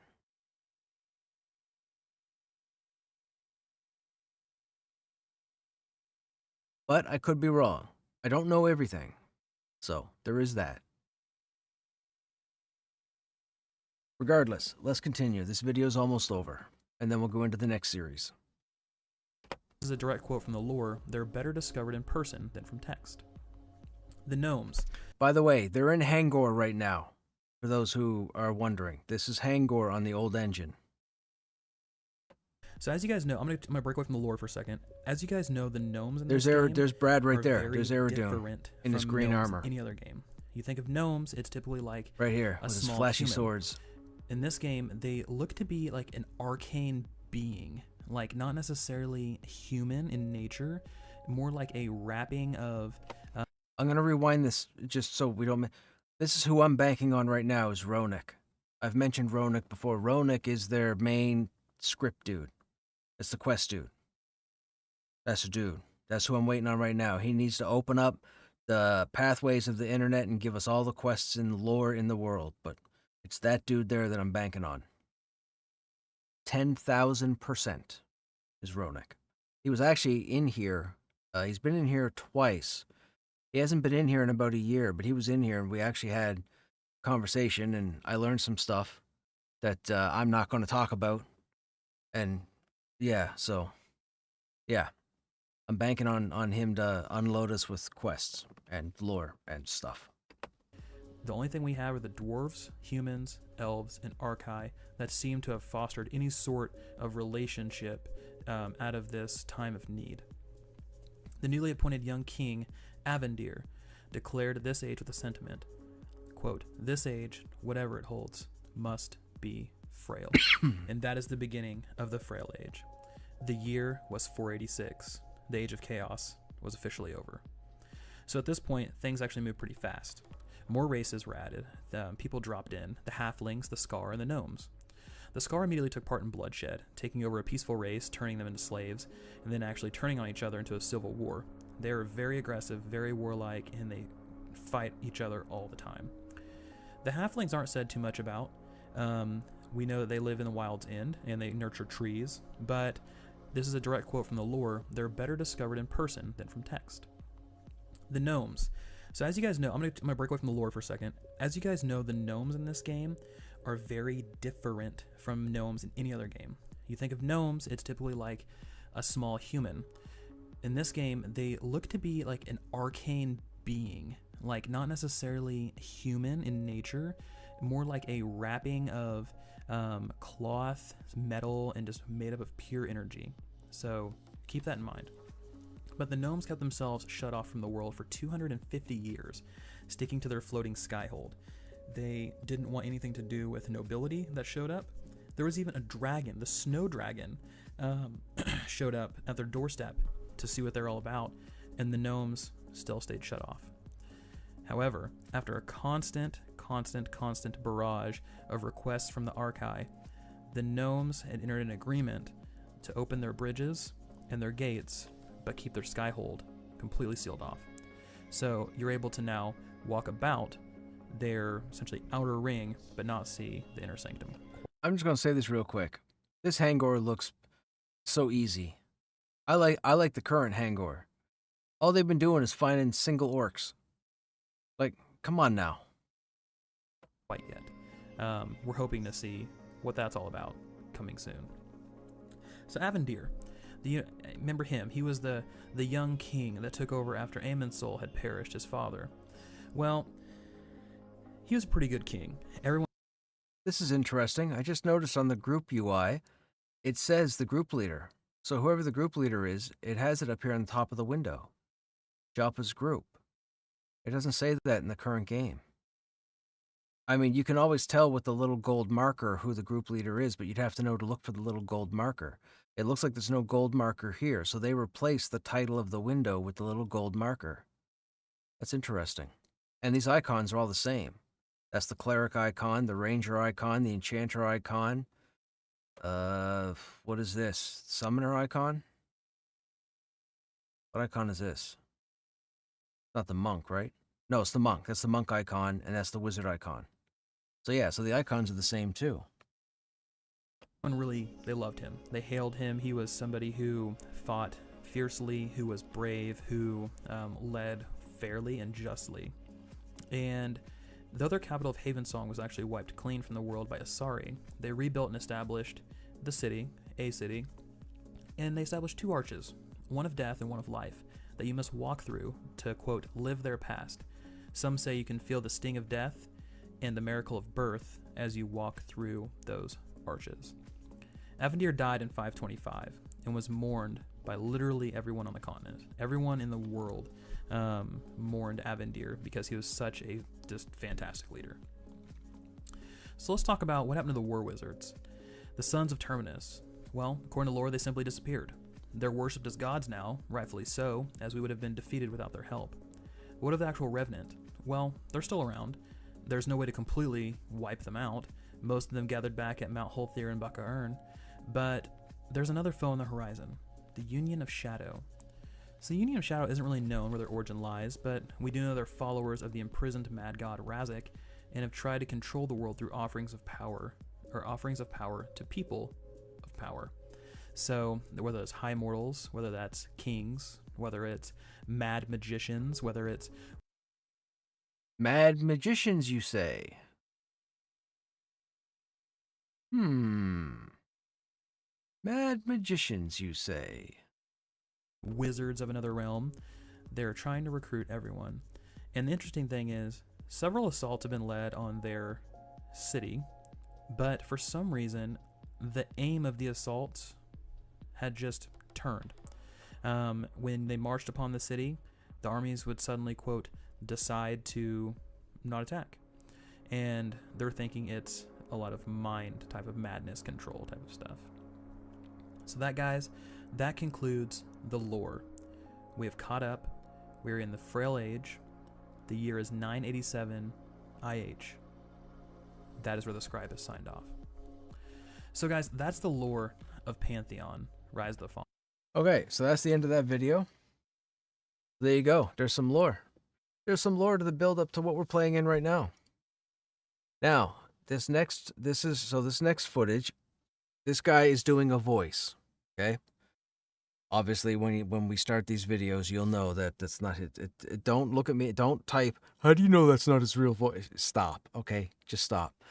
So there's a lot of videos in this next segment, but a lot of them are short. Okay, I think there's like 30 different videos to watch. A lot are short. Some of them are medium range, and a couple are about a half hour long. Okay, it goes into quite a bit more detail. I don't believe there's any gameplay. I believe this is before they started doing the streams here. Okay. So just keep that in mind. Let's begin. And this is thanks to a user or content creator by the name of Chris Kane.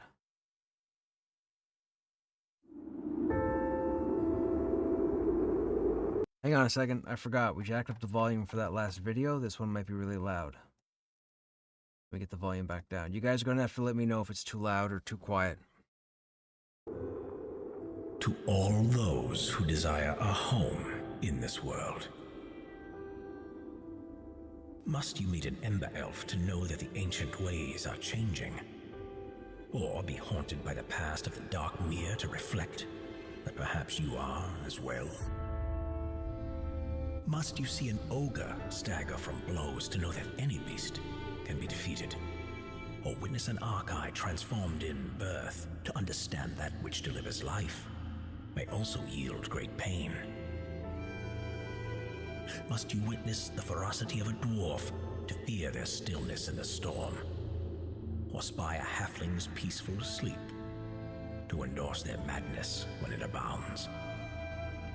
You can see the resemblances between this and the game we're playing today. How they try to keep everything as close to the same vision. So, respect to them for that, rather than coming up with some different appearance altogether. Must you tremble before the hivish gnomes to be reminded of the realms we came from so long ago? Or weep as the scar subvert a single tree? So imagine that in this engine. That's the scar. They've kept it pretty similar. So, that's what the scar should look like roughly when they come into the game.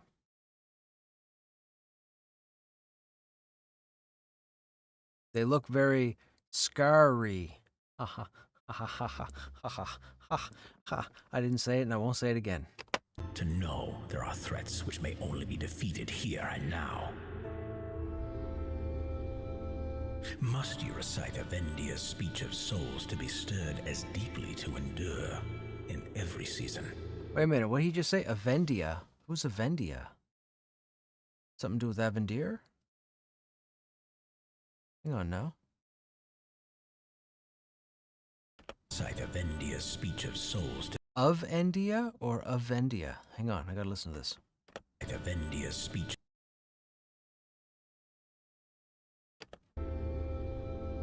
Must you recite Avendia's speech of souls to be stirred as deeply to endure? Okay, I don't know if that's somebody named Endia or if that's a soul, okay?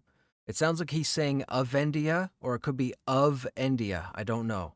But that's either Endia or a soul. One or the other. Avendia. Let's go with that. We'll say Avendia. In every season. I have told my own self the answer to all of these questions is no. Yet, I do not know if I believe it. Thus, friend, if you are truly looking for a home, I compel you.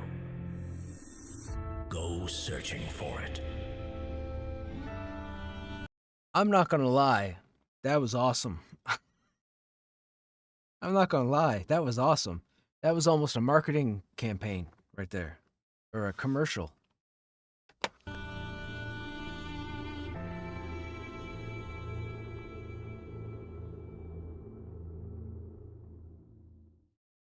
Albion has people that just log in to play. Oh the God, game. we have And ads. honestly, I No kinda ads. respect it. See, that's the thing about Yeah.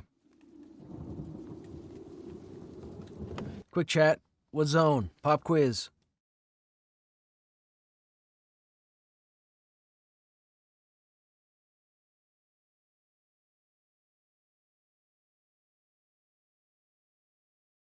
You are correct.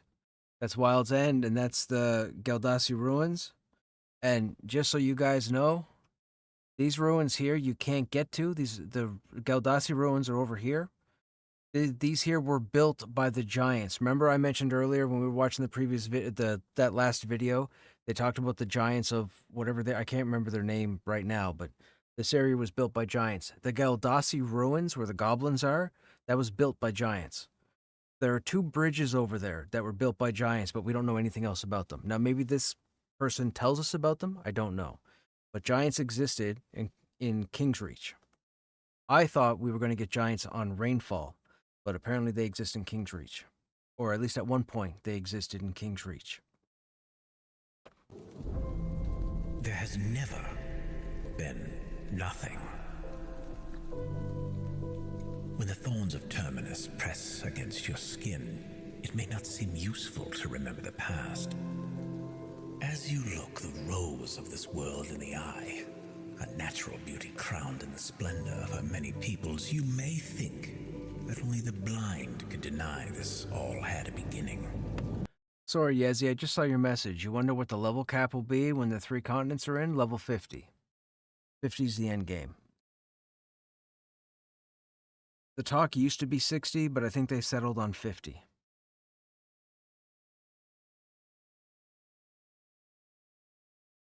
But that could change. Beneath the innumerable hands of deities and pantheons, it may seem only a faithless fool should doubt such a plain thing. Now, I have no idea where this is, but you can see there are 2 moons there. So I don't know where that is. I'm guessing that's on Rainfall. I'm guessing. They say Rainfall took the most damage during the war. So I'm guessing that's Rainfall, somewheres. And with the splinters of other worlds grafted over the skin of this one, springing back to life as of old. To argue against realms beyond may sound as astute as claiming the death of the sun after its rays retreat for night. You know, based on the blue lights, the blue ribbon type pattern on the ground, that could be where the Archai are. Could be. I saw a dreadful power spread its wings over the cosmos, pierced my faith in the past. I stared into the eyeless face of an eclipse as it bore down upon my world, crowned in the dust of those it had already turned to nothing. I have felt the hands of my Pantheon torn in two, witnessed that cosmic power grip the very god I worshipped with indifference, withering him to a dead husk. The ground beneath my feet splintered as my own planet's invincible beauty was crushed by an unseen hand. Only a fragment of my people. I don't know where that spared. is. I was blind with fear. I called the sun dead. You think that's the Frozen Sanctum? Believed That would make in sense. nothing. That would make sense. Yet nothing did not claim me.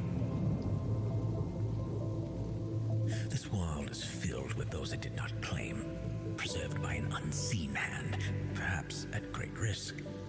Though I have no evidence of it, there is a war waged beyond our gods for many things. Yo, that's Halnir's. That's Halnir's. That's the bridge in Halnir's right there.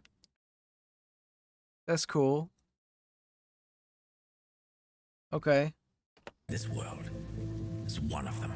That's outside Mad Run, hence the webs on the tree. That's the hill outside Mad Run. To these higher sovereignties we gave our nothing, and they have given us Terminus.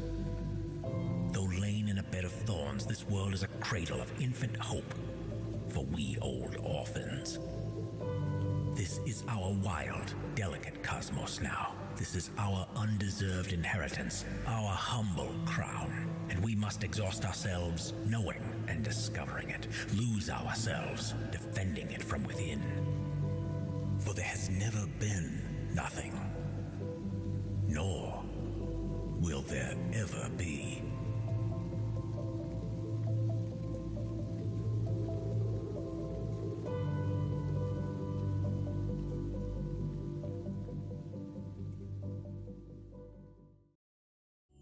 $300 plus a $50 Hidden ad, skip blah blah gift blah, card with cell our no-fee phone, checking Simplify. account. Simply Financial. Oh god, 2 ads in a row. Hello. Buongiorno.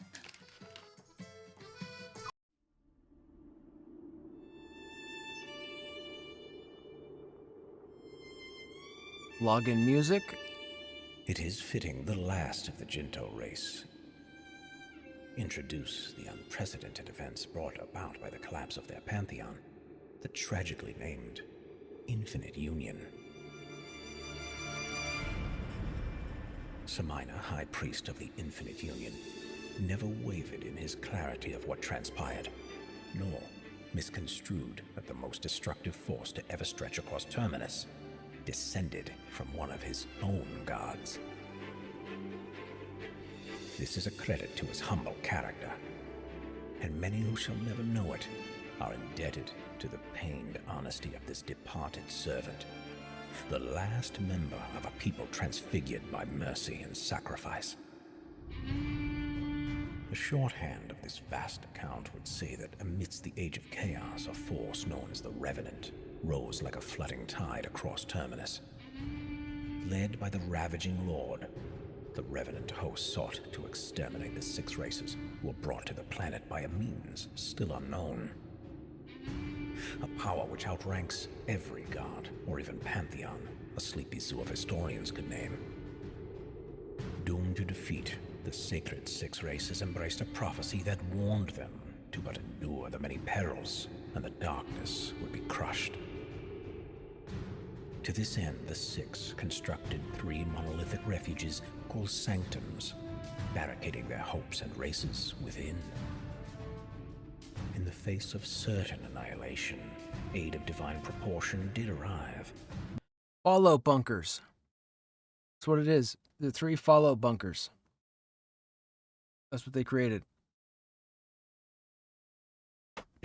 Aid of divine proportion did arrive. By an act fraught with consequence, 6 mythical beings altered the fate Or and vaults, upended I guess. the fears of all creation on Terminus. Yet, as these heroic warriors stepped away from the glory of their triumph, the 6 cast a giant shadow behind, and the inhabitants of Terminus were left with a riddle which may have no answer. Where go our gods? But who thirsty comes for a little drink? Thus I submit a compilation much longer in the telling. So he just said the next video is going to be longer. That was kind of like a segue. This is not meant to be a memoir, yet I must share some things about myself. A few friends of merit have noted that I am in fact reaching the evening of life, and despite the incidental rudeness, I consider prudent their advice to compose a trove of... Yo, what's going on with this poor soul? Yo, what's happening here? Like Smurfs. Right? It's like Smurfs. I don't even know. You guys know Smurfs? Like Smurfs, man. Trying to spin gold out of the essence of a Smurf, or whatever this thing is. Okay.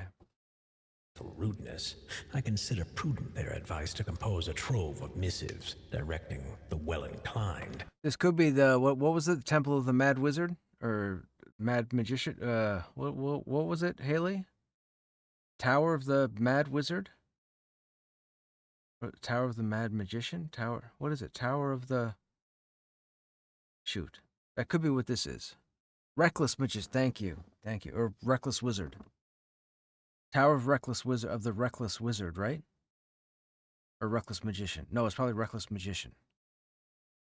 Yeah, I think it's Reckless Magician. On how to account for this, my humble vault of the history of Terminus, and a few things beyond. Hey, Salted.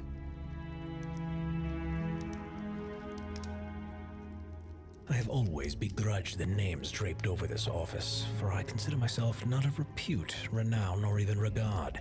I was never meant to wear armor, and I was never meant to hold a title. Yet I have stood accused as a thief, blasphemer, usurper, and general malfeasant in several courts and one tribunal. though in most cases I was fortunately acquitted, and in one, rescued.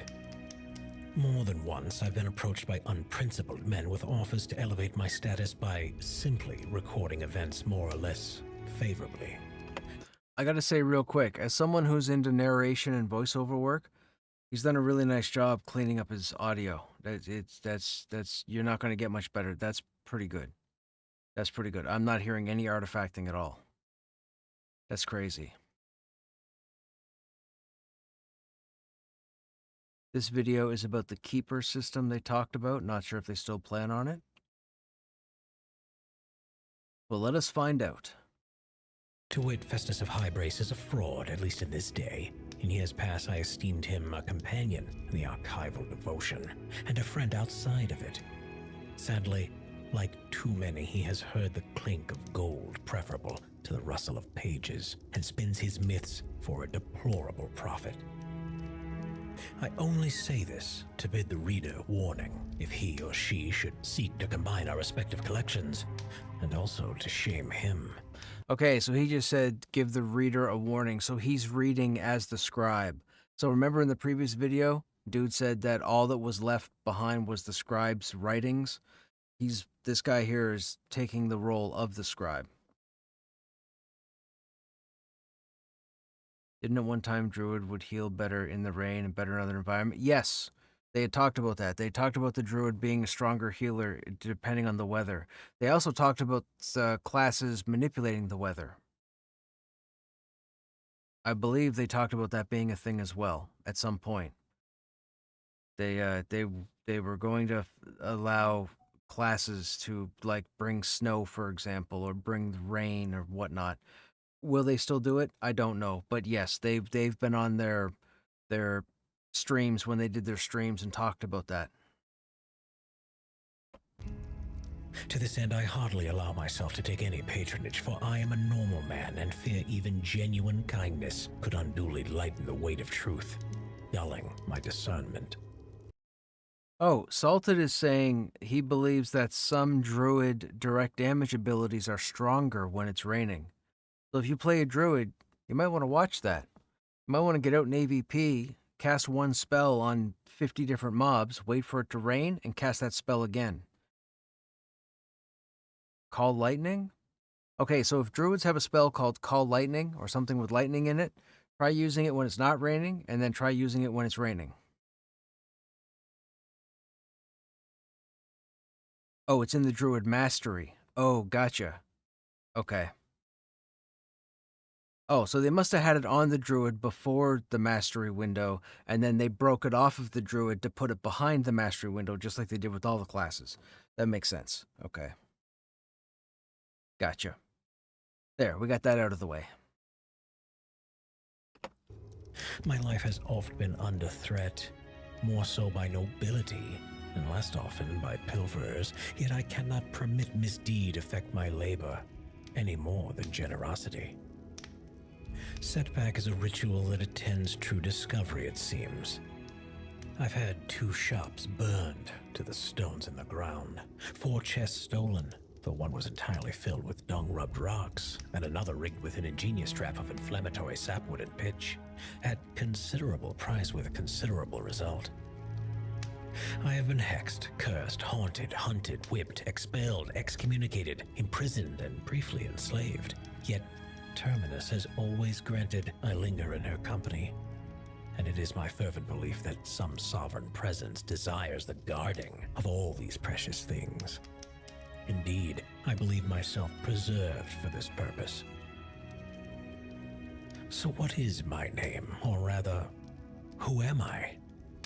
A fond departed friend once called me a loomer of legends, which is bright, but quite unrepeatable. That's Thronefast. Those symbols there, I think, are on the bottom of Thronefast as you run around it. It could be the zone line, but I remember seeing those on the castle.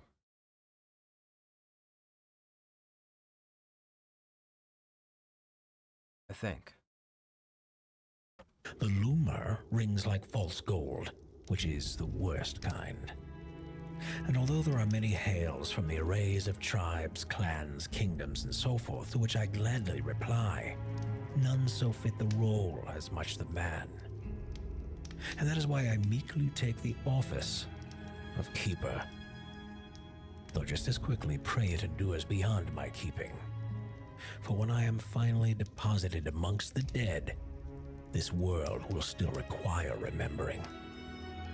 Thus I write it all down and supplicate that one may send another companion to unquiet my study, one who is truly lit with the same zeal, inclined to sacrifice in favor of this most necessary stewardship.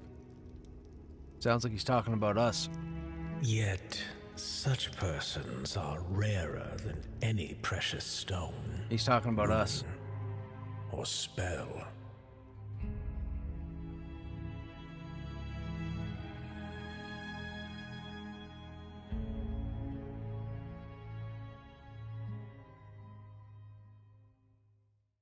Mazda.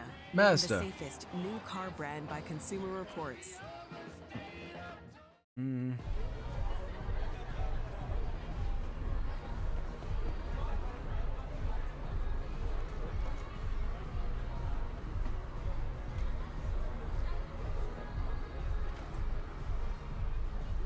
Okay.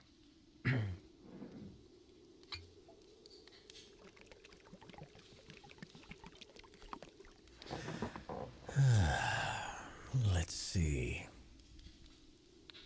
For over 400 years this era endured, with each of these three cultures learning to thrive largely reliant upon their own merits. While there is certainly much to say about the ogres, elves, and dwarves in this early hour of their histories, they are not the race that holds center stage in this epic of Terminus. Aside from a moment with the dwarves that reveals a quandary affecting all races, it is perhaps best to condense those accounts down to 1 or 2 notes each. Okay, so we're 400 years in the future from Avendir, right? Avendir died in 5-something, from 486 to 523, and the game takes place in 9-something. So yeah, so we're 400 years in the future from Avendir. Gotcha. In an acute void of leadership and direction, the ogres reeled in successive defeats during the 3rd and 4th Woshe Wars. The elves cultivated the heart seed of their fabled Lucent Tree before the foot of the Roans and bound. Lucent Tree. Lucent Tree was the name of the server that I was on at the beginning of Early Access. When they had 22 servers, Lucent Tree was the one that I was on. With magic and spell, the first 3 seals of the eventual 7-locked door. The dwarves fractured from the failed underground kingdom of Amberfate, but the rule of Kadasa itself remained stable under Kazas's noble hand. Yet all told, the Age of Seclusion was quite secluded, though a universal mystery for each race was the emerging strangeness of their gods' behavior. There seemed an ethereal seclusion more deeply felt than the physical one. At this time, the first half of a stipulation believed to be enshrined within the Dragon Accord began to show evidence, hereafter called the Celestial Boundary, though it has had as many names as there are races who've encountered it. During the imprisonment of Rasek, immediately after their arrival, the dwarven godhead of Lockenhammer was able to exchange the immortality of the vile god Rasek the Rageful for a lesser power, the High Mortal form, by an ethereal transfiguration known as Dissension. Rasek had sought to finally devour the dwarven race, realizing himself free of the ancient mandate of balance on Oldasa, which forbade him destroy the people created by his noble rival, Kazas. Of this liberation he discerned correctly, but the liberation equally applied to Lockenhammer, who took the opportunity to change Rasek's divine form to that of High Mortal as punishment for his crime. As well, Rasek was imprisoned for 1,000 years in the furious winter of Tenebrous Tundra. Yet Kazas, in turn, took the chance of dissension upon himself, wanting to rule and abide intimately his dwarfs as a high mortal king. This had worked famously, even as the reduced capabilities of these descended gods are such that Kazas still leads his people today, over 900 years later. Yeah.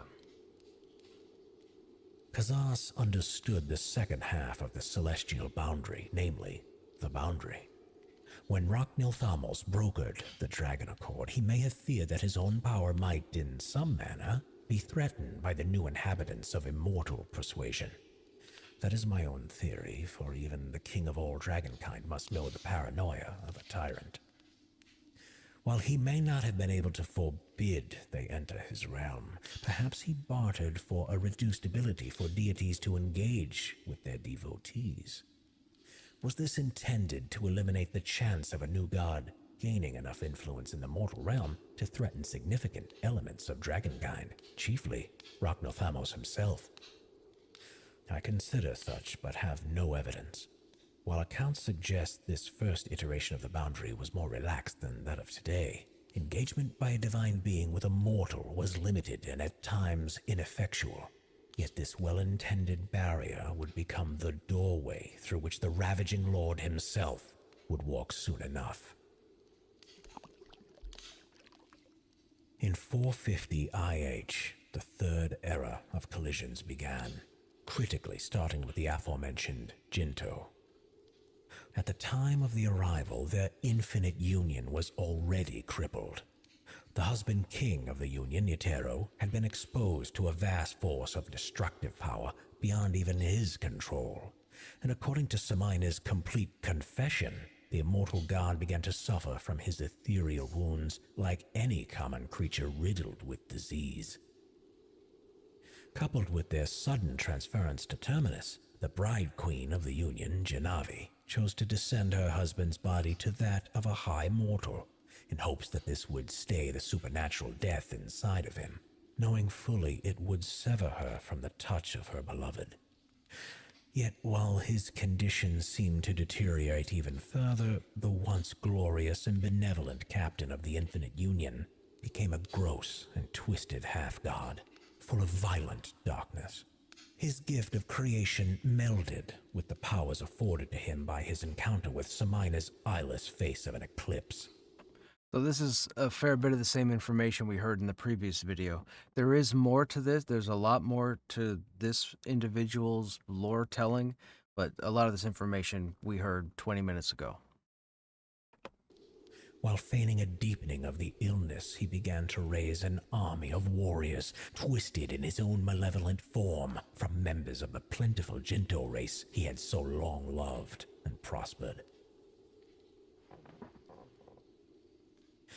Yet Itaro could not keep his nefariousness in the dark for long. With growing and broken-hearted dread, Genavi observed a corruption that could not be accounted for rippling through her people. The longer they were on Terminus, the deeper they were descending into depravity. A craven, vicious people, uncharacteristically violent, senseless, and wild. When Genavi confronted Itaro, the eternal groom revealed himself as the author of this dreadful chapter of their reign, prophesying to her a war of endless night that would consume all realms. He declared his new creation, the Revenant, and himself their ravaging lord. In a subversion of their once holy union, Itaro begged Genavi to wed him in the chaos, to which she replied, "Permit me, beloved, to hold the face of day once more. Permit I take a final drink of sunlight in the morn, before we embrace in the night approaching." Genavi resolved a desperate plan. She would seed herself within the remaining Jinto with a portion of her power, an undiminished holiness, hoping to preserve them. This act was similarly undertaken by the Darkmere goddess of bounty, Serenai, though to less fortunate effect.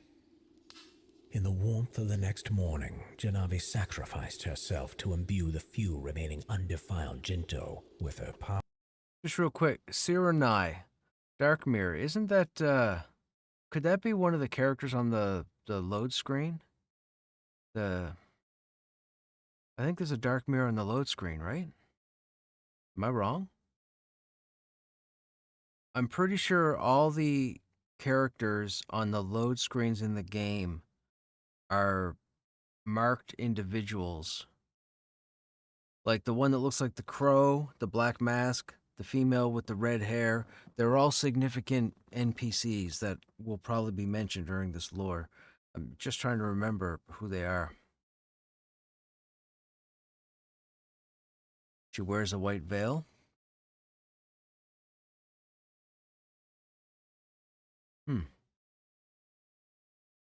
I'll have to pay attention to that going forward.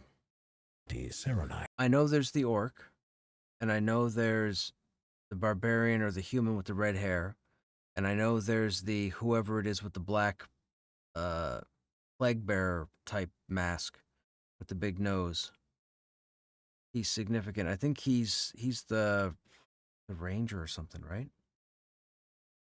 The blue lady on the second video is Semina. Okay, gotcha. Yeah. The one nipple ogre. Yeah. For those who don't know, when you get the load screen with the ogre, he's apparently only got one nipple. Apparently, whatever. I mean, he could have lost it in a war. He could have brought himself back as he was dodging an attack, and it could have. I don't know. Though to less I won't judge. fortunate effect. In the warmth of the next morning, Janavi sacrificed herself to imbue the few remaining undefiled Jinto with her power, transforming them into a second, new race, immune to the effects of the Ravaging Lord and his Revenant. These are known as the Remnant, zealous, pious warriors of exceptional abilities with an unyielding appetite to exterminate the Revenant.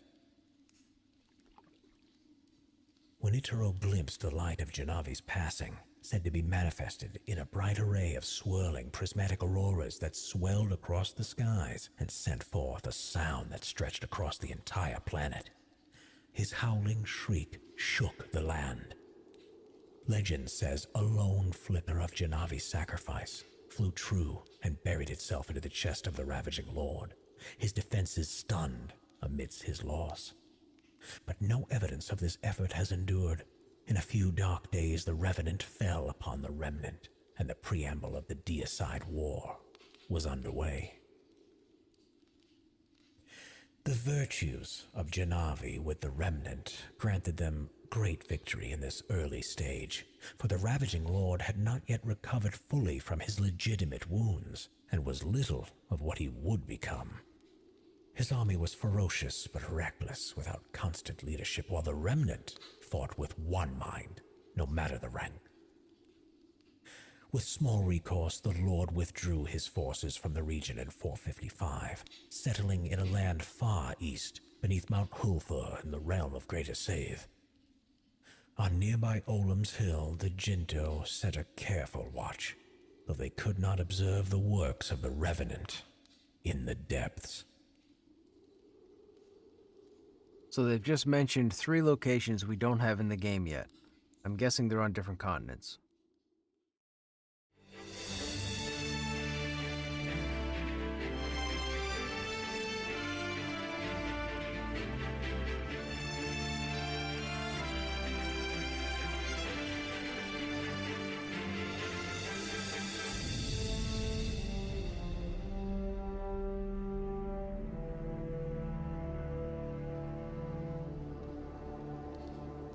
With the second era of collision look at that. starting in the spring of 450, Closed captioning.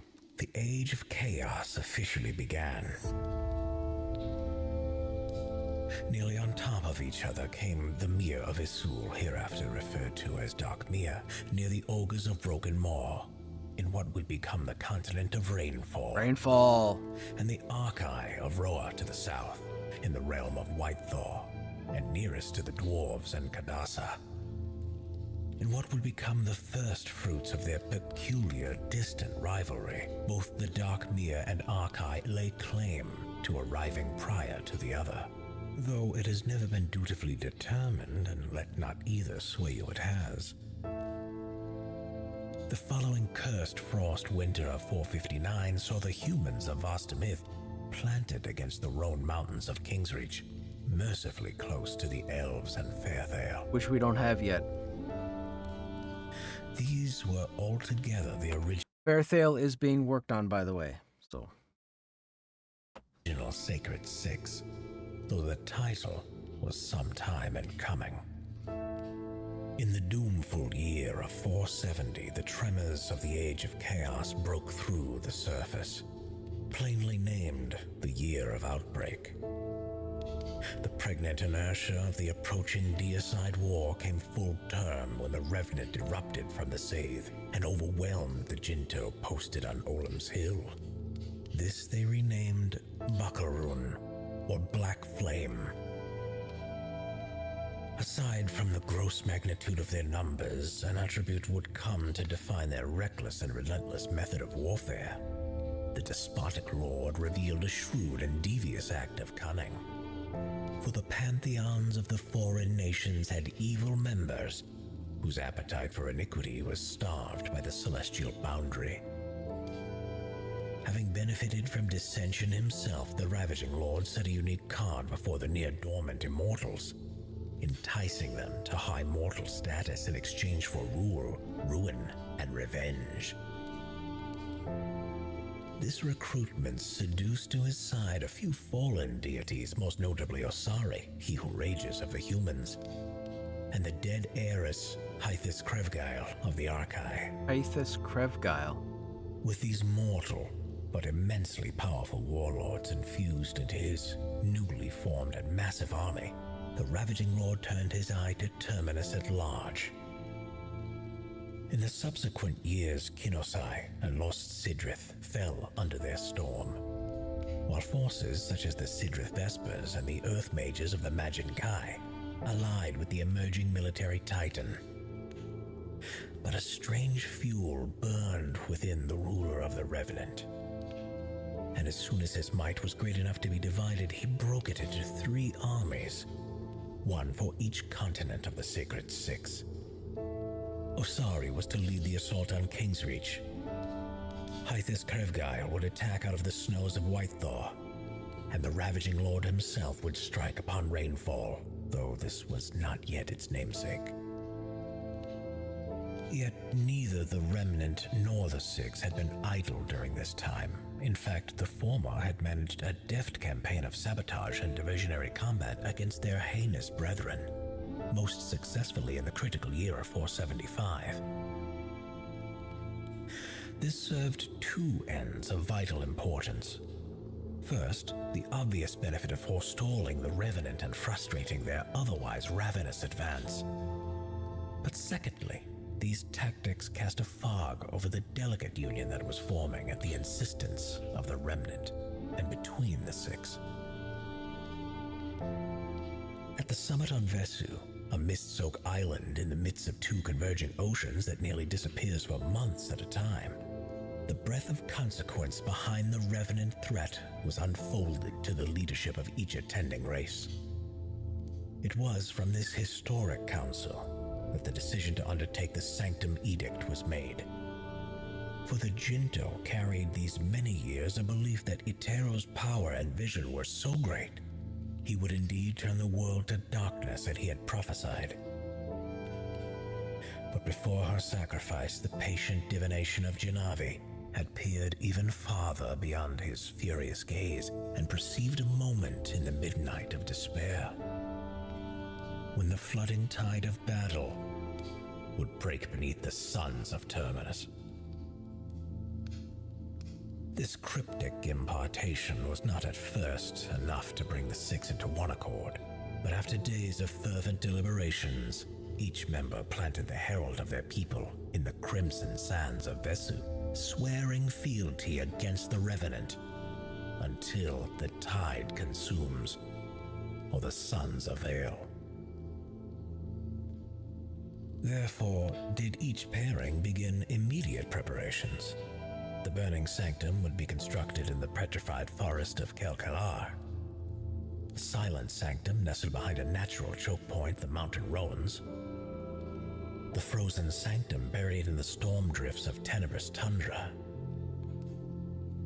Each megalithic hulk was conceived with the aim of housing the races for as long as necessary, once they had bled as much attrition out of the Revenant and High Mortal armies as possible. In short, coffins to outlast the night.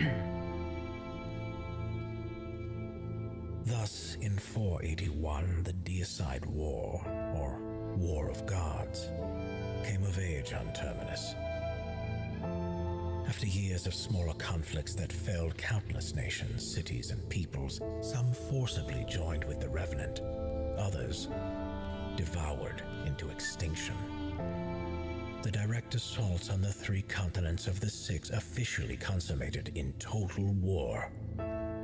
The defense of each was long-suffering, grinding, and acknowledged to be futile, for aside from Kazas, there was no equal to the High Mortals on the field of battle. And certainly no accounting for the mass of Revenant and their allies. What is clear is that Hythus Krevgile fared the worst, and found the teeth of Tenebris difficult to overcome by itself. At Vesu, Kazas was asked, "But what natural defense shall the frozen sanctum have?" To which he famously replied, "Tenebris, and Tenebris alone." The Archai and Dwarves waged a choreographed campaign of elusiveness in shrewd tandem, denying the dead heiress an open field to fit with her numerical advantage. The effectiveness was great. Enraged, Hythus Krevgile was finally given an opportunity when word came that the frozen sanctum itself was located amidst the blinding squalls. At this news, she ordered the Majin Kai create columns of infernal black flame to burn constantly, slowly encroaching upon the refuge from each side of Tenebris. This forced the dwarves and Archai to face a traditional battle, which they deeply prefer, but could not endure to the degree of their War of Shadow. Eventually, the sanctum was entered by nearly all.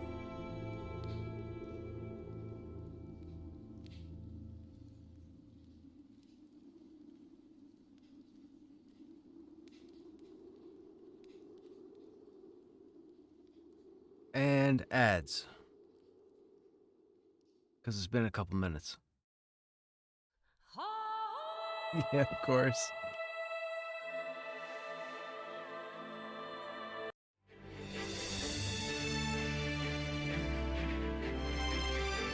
Age of Chaos Part 2. What are we thinking so far? Those of you that are here, are you guys enjoying it? You guys learning anything? Does this pique your interest?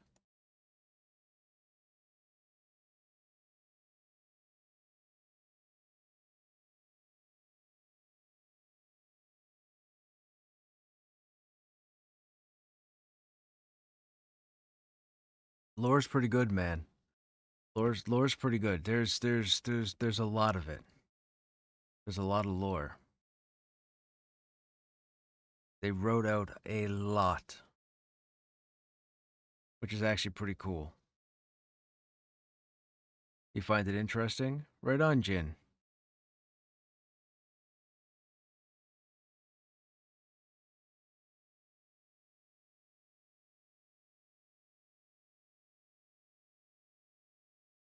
Okay. I wonder if they're going to publish anything, like as far as the lore goes. I wonder. Maybe? That'd be interesting. I tried to look for a codex or something on the site.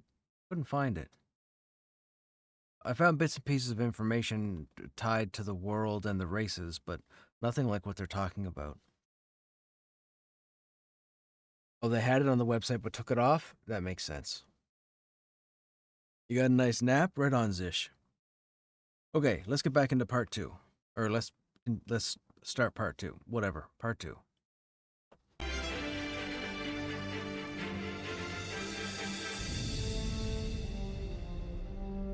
Where is that now? That's gotta be... Maybe that's in South Seoul? That's not White Thaw. That doesn't look like it'd be an Arctic environment based on the background. And the birds would be water. I'm thinking South Seoul. Whatever that place is right there, I'm thinking it's in South Seoul. Which we don't have yet. That's another region like Badia Dakara. Yeah, I think it's in the southwest corner of the continent. We don't have that yet either. But that looks like, based on the birds, that looks like it'd be coastal. So I would think that's in South Seoul.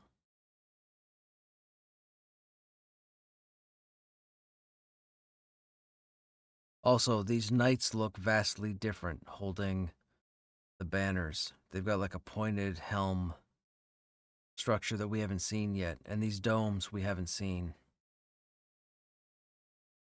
So it's definitely a region that's not in the game at the moment. I'm going with South Seoul. I don't think it's Rainfall, and I don't think it's White Thaw.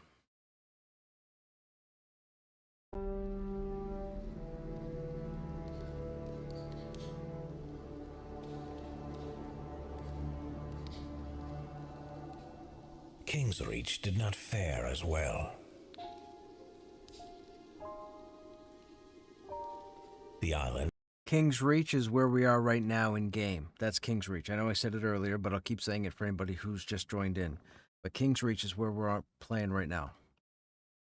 It has only the Roans as a natural defense, and while both the humans and elves made their hold around and on it respectively, there was little choice but to meet Osari's vast forces on the field of battle.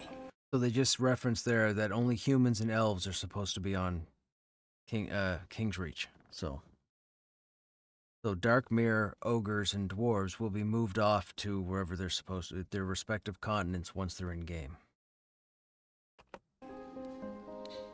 Assistance in this came from the Moskag warriors and the Elvonin giants. Elven and Giants, that was referenced earlier. I think that's the crew that built that stuff I was telling you guys about earlier. As well as the enigmatic assassins of the Red Raven. But despite their valor, beautiful Havensong became the last bulwark of defense, with the silent sanctum hidden in the Roans behind. In perhaps the most mournful episode of the entire war, Havensong fell along with the human king Amensor. And the betrayer Osari demanded the entire city be wiped from the plain and carried off. Halting his army from any pursuit into the Roans, Osari personally verified that every last timber, stone, and hinge was removed from the scorched landscape and dropped off the cliffs into the sea miles away. This took 3 days, and it was not until the effort was finished did he march on the sanctum. Rainfall hosted the most brutal fighting. At first, there was something of a valiant return to victory for the ogres. The legendary army of Broken Maw attacked the Revenant in their own camps as they marshaled on the banks of the frigid Northlands. After this ambush, the Dark Mere waited patiently beneath the icy surface for an armada of Revenant transports and set upon them with murderous glee, sinking, burning, and climbing on the decks of the silent convoy as it passed through the night. So fierce was their zeal that the ogres assembled on the shoreline, expecting some ships to pass through, watched in astonishment until their allies finished the fight. Not a ship survived. It seemed an easy victory, which under normal terms would have perhaps granted these two members a total triumph, which they likely would not have announced to the remaining 4. Yet this was the army of the Ravaging Lord, and their only terms were his own. He unbound ancient monsters of the deep against the Darkmere, and soon their unparalleled advantage was forfeit. According to the ogres, he enticed the hounds of Woshay to assault Broken Maw from the north, while a Revenant force marched up from the desert of Kaga in the south. So Kaga's on Rainfall. Woshay vehemently refutes this account, which became the initiator of the 7th and 12th war between the two nations. Unable to defend the twin or lone assaults, the ogres withdrew across Rainfall to Karkelar and the Burning Sanctum. Thus, Etero's long-standing prophecy was becoming manifest with each scorching victory. In 484, Havensong fell. Relsiren of the Archive was slain after sealing himself outside the door of the frozen sanctum, and the ravaging lord found a means to stop the magma moat flowing around the burning sanctum. It seemed that midnight was drawing nigh. Yet the sons of Janavi's vision would rise, and with them came a morning which broke the Revenant into utter chaos. These 6 sons of Terminus were warriors of godlike power, physical might, and arcane discipline, one from each pantheon of the sacred. More commonly called war wizards, they are most easily described as high mortal beings of nearly pure supernatural ability. I confess their existence is contested by some today, so strange is their origin and decisive was their merit. With no warning of any kind, the dual terrors set upon the Revenant High Mortals with furious precision. Hythis Krevgile fled before her assailants, and is since so rarely seen she is thought perished. True to his namesake, Osari raged in ferocity and managed to wound one of the war wizards. But his might could not overcome the relentless heroes, and he fell dead on the very earth he had wiped Havensong from, as if he had merely prepared his own grave. The Ravaging Lord himself was not so easily countered. In a turn that should have given the 6 great pause, he chose not to face the war wizards, smiting loose his grip on Rainfall. While his twin armies on Kingsreach and Whitethall were reeling, he withdrew to the volcanic Mount Kadruhor in the north. Now utterly leaderless, the Revenant and their allies were chased off each continent, save for the Lord and his army teeming in the volcano foundry. In these conflicts, Avendir, the young heir to Amansor's throne, showed himself a leader of battlefront fearlessness. In 485, he and Kazas led the armies of the 6, and with the 6 sons of Terminus they marched on Kadruhor as one host, intent on extinguishing the black flame forever. I wonder if Kadruhor is that place that I keep showing you guys in Silent Plains. All the lava. They keep talking about volcano type area. It's the only place in Silent Plains that has lava or magma running through it. I wonder if that's the place. I don't know. This is taking place on Rainfall? Time the Ravaging Lord had grown. But didn't he just reference Avendir? Avendir was on Kingsreach.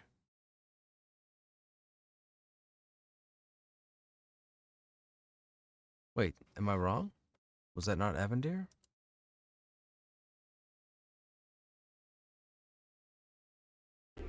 In these conflicts, Avendir, the young heir to Amansor's throne, showed himself a leader of battlefront fearlessness. In 485, he and Kazas led the armies of the 6, and with the 6 sons of Terminus they marched on Kadruhor as one host. Oh, I guess maybe. intent on I guess he extinguishing could have the taken them black across the flame ocean. forever. Yet even in this short time, the Ravaging Lord had grown in power and depravity. Too slowly it was understood that he cared not who survived, setting loose rivers of molten ore across the jagged terrain of Kadruhor once the armies had entered it. The forces of the 6 were divided and trapped, easily ensnared by the expectant Revenant. Yet with their supernatural fervency, 2 of the war wizards moved directly to the Ravaging Lord, knowing his death would avail all threats. But after a furious melee, one lay dead, while the second was in desperate peril.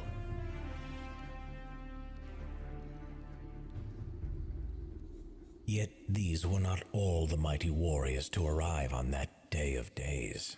Suddenly the earth shook, and one side of the volcano burst forth in thunder and spray.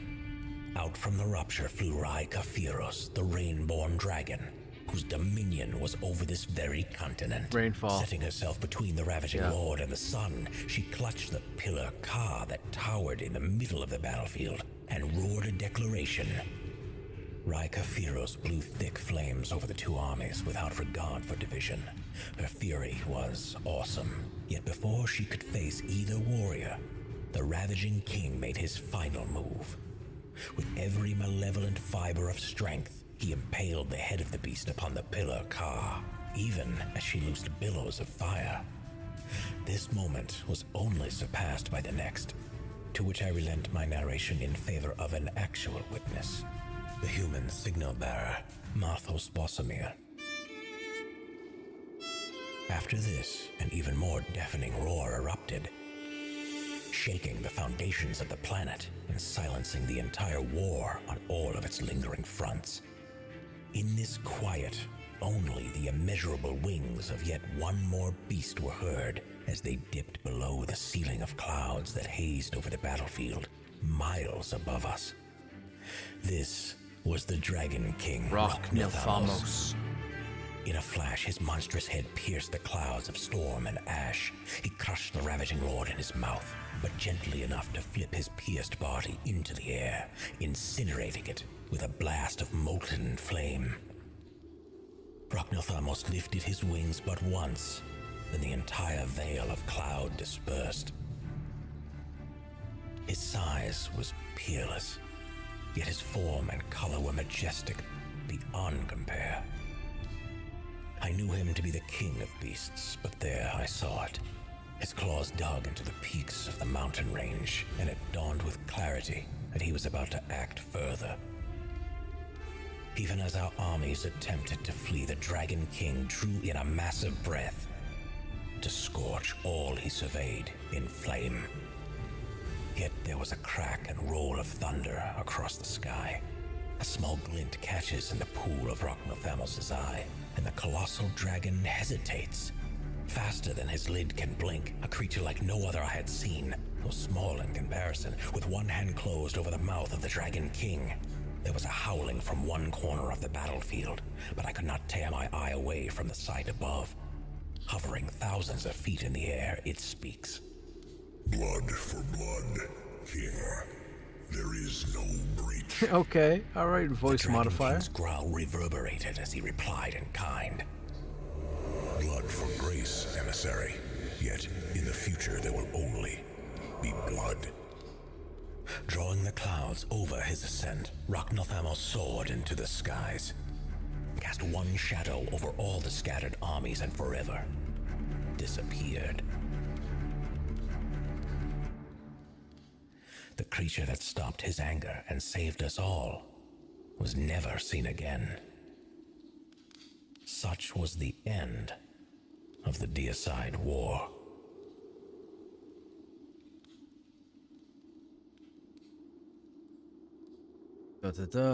Hang on a second, chat. Hey, sir, what's going on?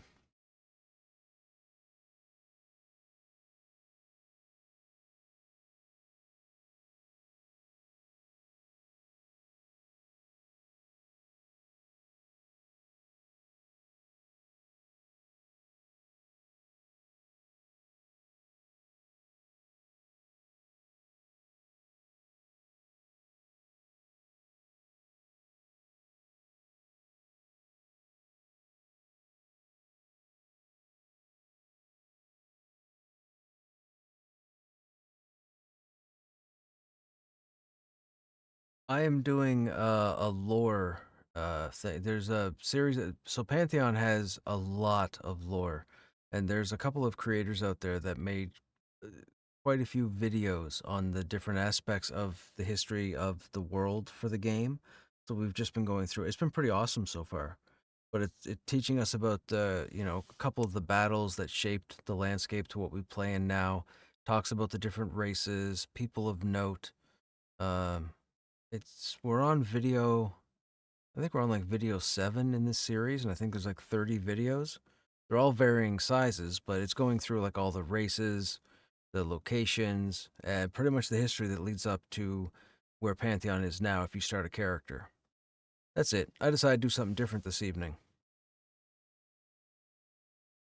No, watching.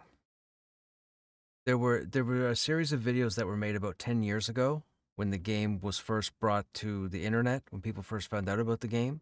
And they back then, a lot of the lore was on the old website. You can't get it now.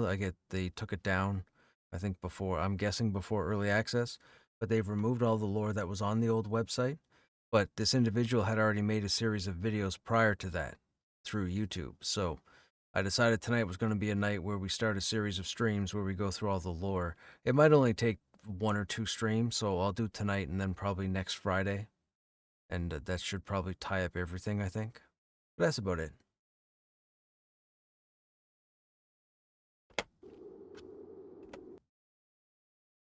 No. What leads to present day? Yes, but what took place before that? No.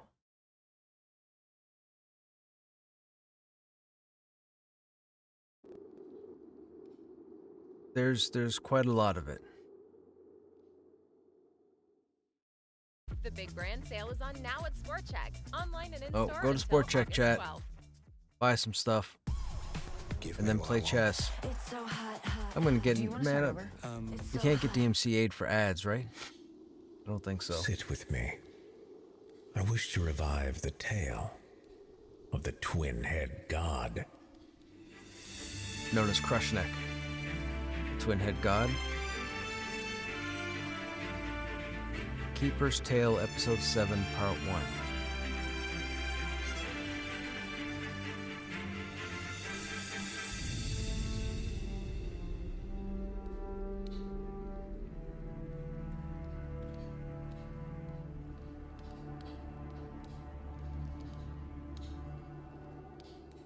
Long before the celestial boundary was enacted and the activity of gods was greatly restricted, a deity known as the twin-head god would roam across the mortal realm. This divine being would take the form of an immense two-headed wolf, a physically I'm gonna nerd on you guys for a minute. I just heard an audio artifact and I know what microphone he's using. matchless creature whose presence silenced even the most okay. arrogant of heroes. All right. A solitary creature with few rivals or followers, the twin-head god wandered alone throughout the world for a time. In these early ages, the twin-head god was a passive observer of mortal kind, watching the peoples of this planet strive for survival and knowledge, power, and peace. Most often, he would simply watch these pursuits from within the folds of reality, hidden from all but the most spiritually aware. It is said he was ever a hunter, but in those days his prey was solace. The realm of the twin-head god was a wilderness of spirit and soul, where the humble thrived, but the proud could not endure.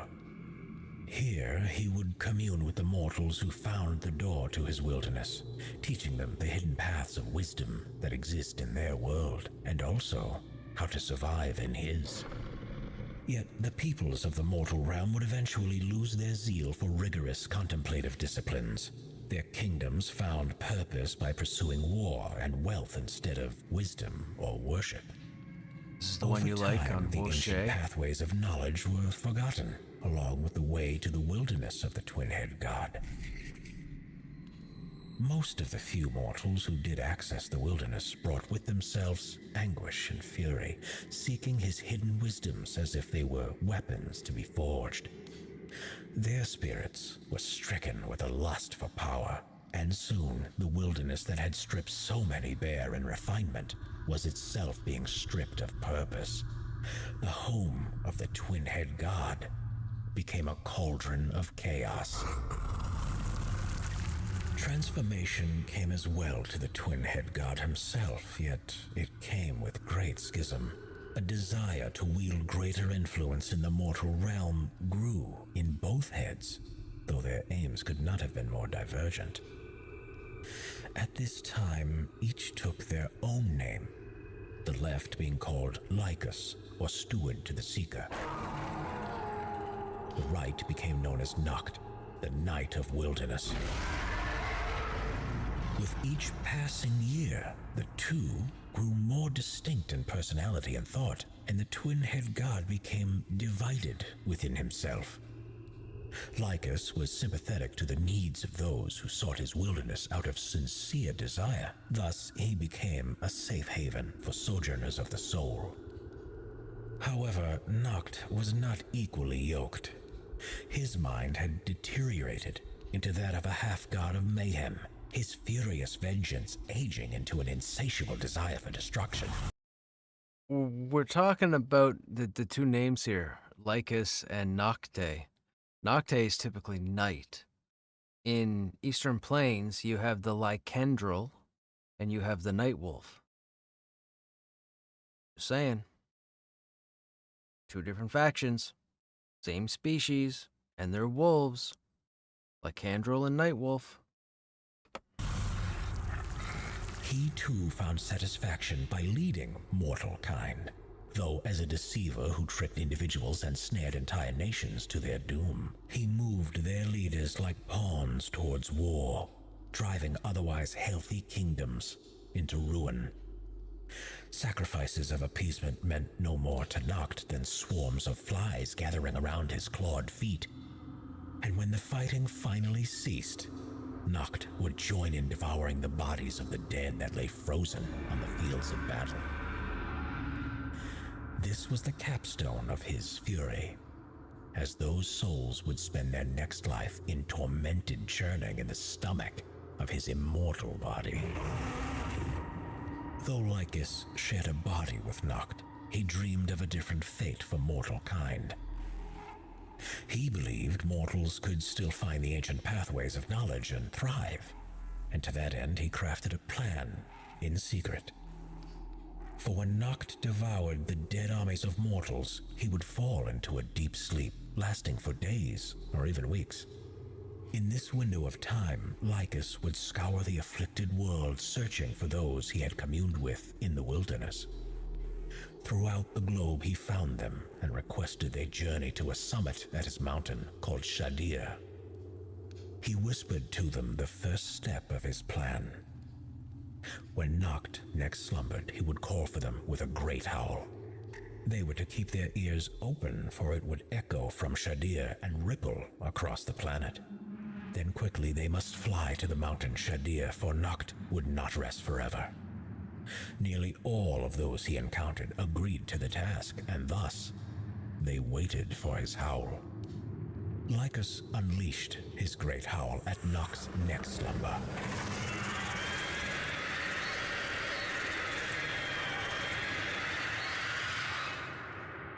This cry was heard by all, yet recognized by only those who had been in the wilderness. In the weeks thereafter, hundreds of his communers made the treacherous trek to Shadir from nearly every nation, tribe, or clan in the world. When the summit was full, Lycus revealed his plan. This select group of mortals would find and preserve the forgotten knowledge that lay hidden throughout the world. The violence of this tormented age was to be outlasted rather than directly resisted. Hey, Counter. Can you tell AI to read this lore in the voice of Pee Wee Herman? I used to be able to do Pee Wee Herman's voice a long time ago.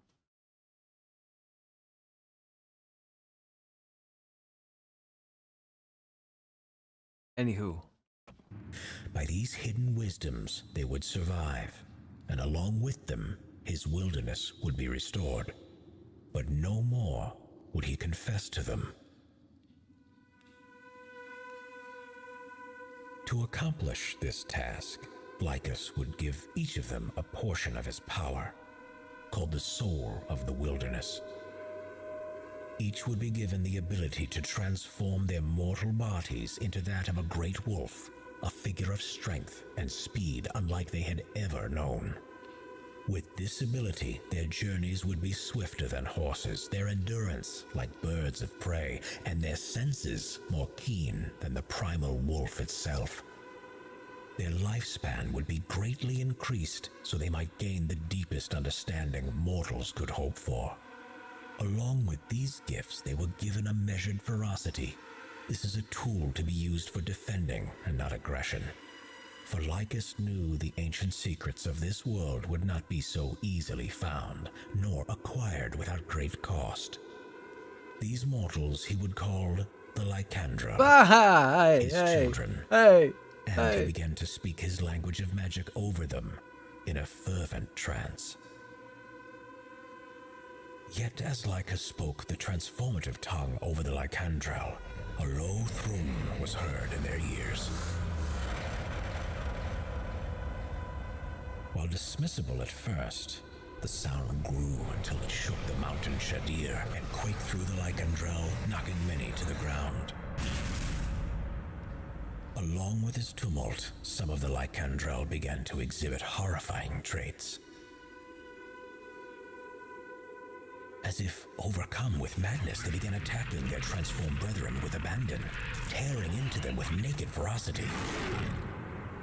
In the midst of this horror, it became clear Noct was no longer asleep, but instead was speaking his own baleful tongue of magic over the Lycandrel. Deftly, imperceptibly, he wove a curse through Lycus's blessing. The Lycandrel, who were mostly afflicted by the Bane, became known as the Night Wolves. I'm so good. A sinister offshoot of So the I'm too much of Lycandrel, an I'm too and much of an followers addict Noct for this game. himself. Lycus suddenly broke from his trance and roared upon realizing what Noct was doing. He broke off a giant shard of the Celestium stone with his mouth and drove it into Noct's left eye. Even with this wound, Noct continued to speak his curse upon the Lycandrel, twisting those closest to his mouth into Nightwolf after Nightwolf. Lycus bit down on Noct's snout with divine force, crushing it until it nearly snapped. At this, the curse ceased to spread, but the battle between the twin-head god had just begun.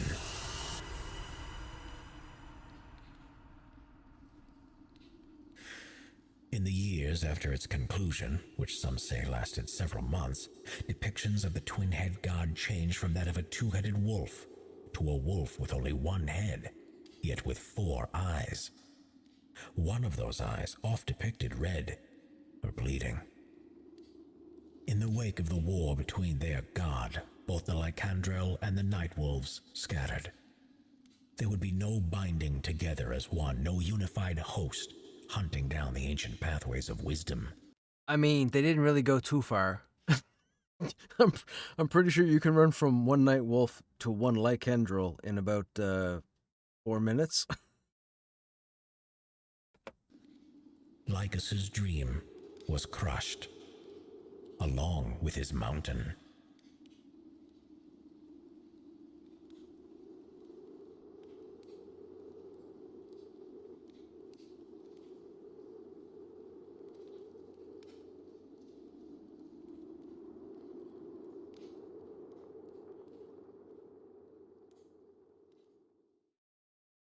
This adventure will take you to places long ESO. I might load this up again. Are you ready to go where you've never gone before? Mazda, a leader in safety, named the safest new car brand by Consumer Reports. It's part 2 now, right?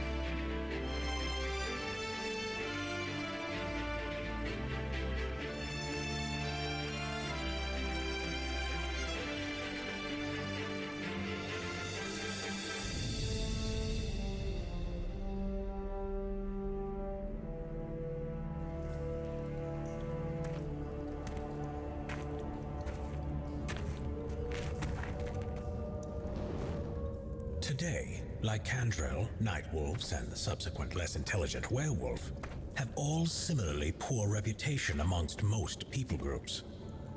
I could agree They with are that. hated and hunted, most often due to the vile deeds of the Nightwolves and animalistic morality of werewolves.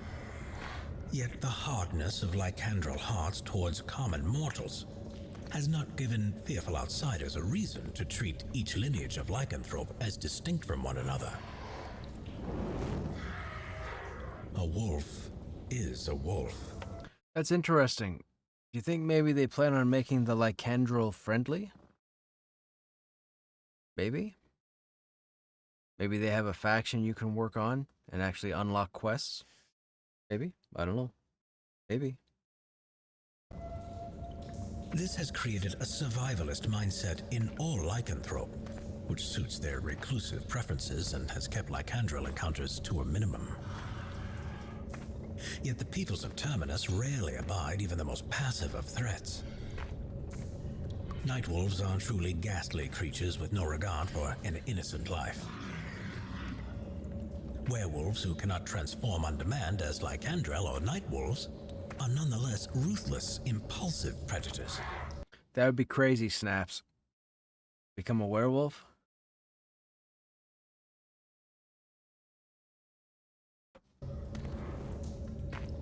A deplorable secondary effect of the presence of these creatures has been a broader distrust among common mortals, and in some cases, bloodthirsty panic. Several cities have fallen prey to unfounded paranoia, and the term Drell cleanses became synonymous with harvest and the early onset of winter.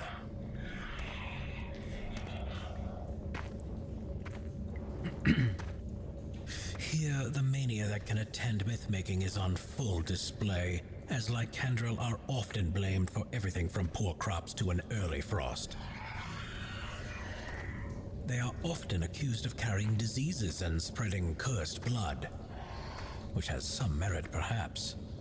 Yet many innocents have perished from zealous, fearful mortals. There persists a strong belief that burning with fire or drowning a Drell would force the accused to shift into lycandral form to escape before death. In these instances, the fate of the falsely accused is worse than the fate of the guilty. For true lycandral, however, there is little concern for the affairs of other mortals.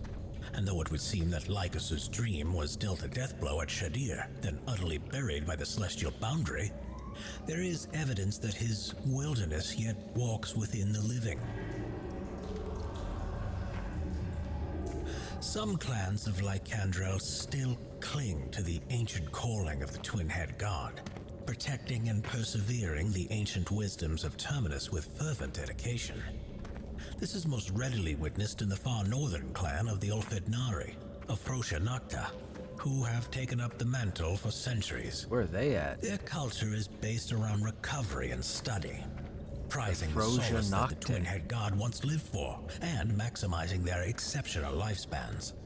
While not aggressive in nature, the Olfednari rarely welcome outsiders, and it would not take long to learn that the bite of a peaceful lycandral is none the less injurious than an evil one. Yet other clans have carved their path by harnessing the physical power of Lycus's blessing, rather than carrying out his personal desires. Chief among these are the Wo-Shay, reputed rivals of the ogres of Broken Moor, We're and going to cunning Rainfall. warriors of stealth and ferocity. An anomaly within the Wo-Shay is their inability to shift away from their lycandral form, or perhaps taking a fervent oath to never do so. In either case, the lack of transformation is remarkable, and as blood-soaked as their conflicts with the ogres have been, any such incident of transformation would have been observed by now.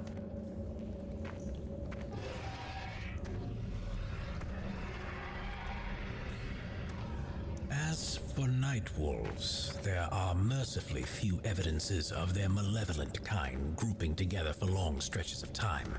Quick pause. How are these werewolves getting across to the other continent? I know they're not swimming, and I can't say I've ever seen a werewolf pilot a ship. It says they typically stay in their form, or they can't come out of their form, so how are they getting over there?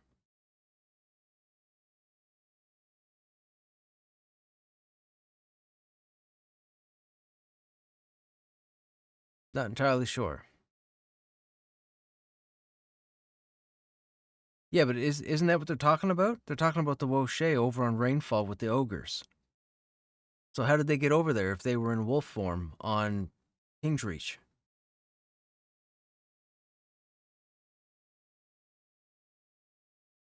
Yeah, how did they get over there? I know they didn't swim across the ocean. You ever see a dog or a wolf in the water? They're not going very far.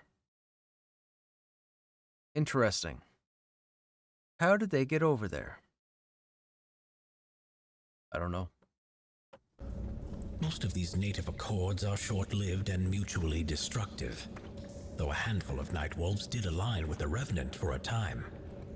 These betrayers were crucial in acquiring military intelligence on the sacred six races, understanding their supplies and so forth. Few night wolves fought in open battle, though one was discovered and killed during the construction of the Burning Sanctum. Most often, night wolves prefer to acquire subservient mortals from other species, either by guile or by force. From this vantage, they are able to pillage and war unchecked, not unlike their delinquent father, Noct. That's interesting as well. They're talking about the night wolves having taken on, I guess you could call them familiars, let's say humans. Why aren't they in Night Wolf Knoll? There's only night wolves in there. You'd think if you were in there and that was part of their whole mythos, you'd think we would have seen, like, minions, you know, human-type minions with the night wolves. But there's nothing else in there but wolves. Maybe I'm just being nitpicky.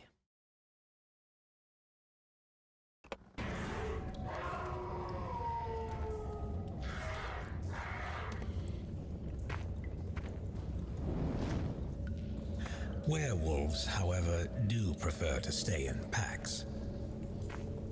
With a social structure that is difficult to maintain due to the irregularity of werewolf transformation. As previously noted, werewolves do not possess the shifting mastery of lycandrel or night wolves, and are therefore unable to construct a stable society. Instead, they rely mostly on the outcast status of their pack members for consistency, as once a werewolf is revealed, they cannot return to their own people. Yet there are evidences of werewolves submitting themselves to a master and learning how to become a lycandro. However, such a field of study must be reserved for another day.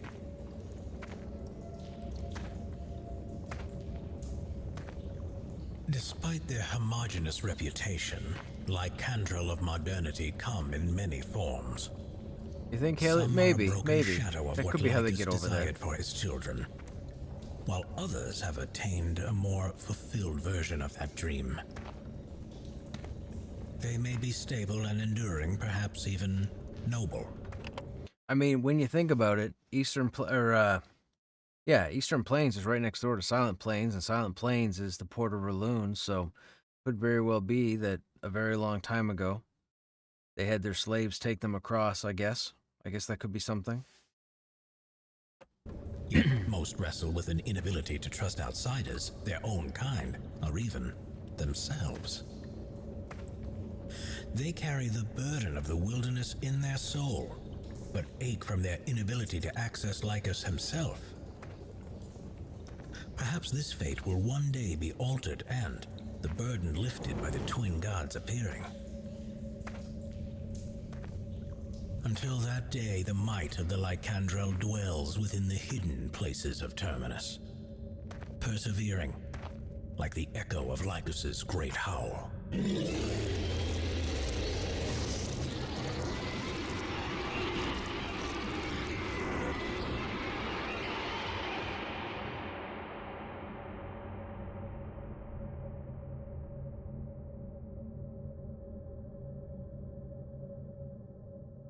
On to the next part.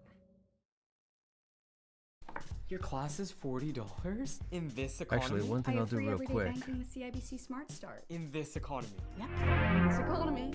We'll put the camera up here In this because economy. I know I'm cutting off some of that closed captioning.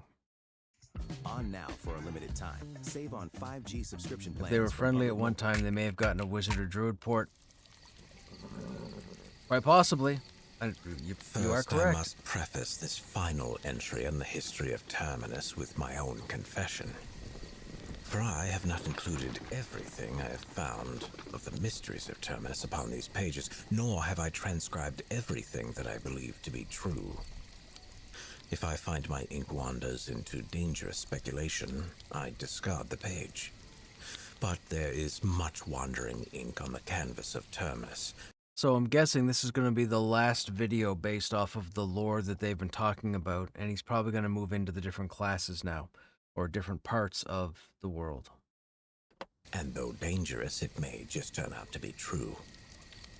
There are likewise many pages of importance that at first may appear of discard. So look over all mysteries wisely, friend, and perceive. Perception. Perceive. So the Frail Age, as we mentioned earlier, this is the third age, and this is the age that we're in right now in-game.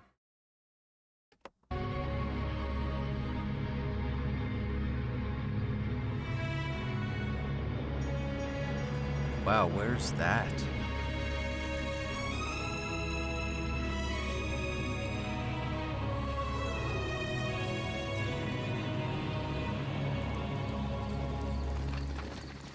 Though it is commonly assumed the Age of Chaos did not simply end at the conclusion of the Deicide War, for as even the Revenant threat was finally beaten back or dispersed, much of Terminus lay in ruin. Entire cities, cultures, realms, and even landscapes were wiped away in the bloodshed, and many that remained were irreversibly transformed, much like Etero was transformed, much like the Jinto were. For such was the heritage of this war of gods. Nothing could ever be the same. As wounded Terminus took her first breaths in victory, wrapped in the hasty dressings of the dead, she looked over her injured body and saw her inhabitants broken like tissue, tendon, and bone. I'm pretty sure all the other songs we've heard are in-game. This song is not in-game. The song that's playing in the background. Wonder where that's supposed to be. It's clearly a similar instrumental recording, so it's meant to be in-game, but it's not in the game currently. There were fractures needing the utmost care to be set, yet too many that would never properly receive it. Alas, the start of the Frail Age came when the dignitaries of the Sacred Six returned to Vesu 5 months after the Sons availed at Kadruhor. Rather, when 4 So Vesu of was the on 6 Rainfall. did so. For many a midnight pact was broken in the light of this new day, but none so significant as the one founded on Vesu. There stood only 5 posts on the wet Oh no, I'm wrong. Vesu was the island that comes up out of the water, right? Yeah, it's where they met. Right, never mind. Vesu's where they met. That's the island that submerges every so often. sands of the mist-soaked isle, and on them hung only 4 heralds. The elven, human, dwarven, and Archai stood as they had always, while the ogre post was in place, yet with their herald removed. The Darkmere post was gone entirely, as if it had never been planted in the first. Both absences communicated with clarity. There was no kinship fostered in those desperate hours, nor fealty among those without recourse. The 6 were no longer sacred. Thus remarked the young human king, Avendir. This age, whatever it hold, must be frail. The year was 486 IH, and the age of chaos was over. From here must move the dials of time forward, for there have been 3 major additions to the cast of Terminus in this era. From 620 to 22, the halflings of Hyrith, the Scar of Shoth, and gnomes of Stormona. Stormona! That's where the gnomes are from. There you go, see? Stormona server. They said Hyrith, so it's Sohyrith, not Sohirith. I've been saying Sohirith, but if he's pronouncing it Sohyrith, it could very well be Sohyrith. Which could be South Hyrith, possibly? Sohyrith? All arrived in yearly succession. It is fair to notice that this third is easily the most diverse of the collisions, with no one race quite like any other I have encountered or seen record of. What a great mercy that each fell where they did, for the halflings on Rainfall or the Scar and Whitethaw might have yielded a region. So halflings are supposed to start on Rainfall? That's interesting. The halflings of rainfall. I didn't know that. I thought they started with the elves. I guess they're just in with the elves to be in with the elves? Interesting. A bouquet of bloodshed. Michelin innovates on the road Bad time for an and ad. far beyond. By Yeah, so halflings manufacturing are supposed to be prosthetic on leg rainfall. belts that allow for greater flexibility of movement. Michelin, motion for life.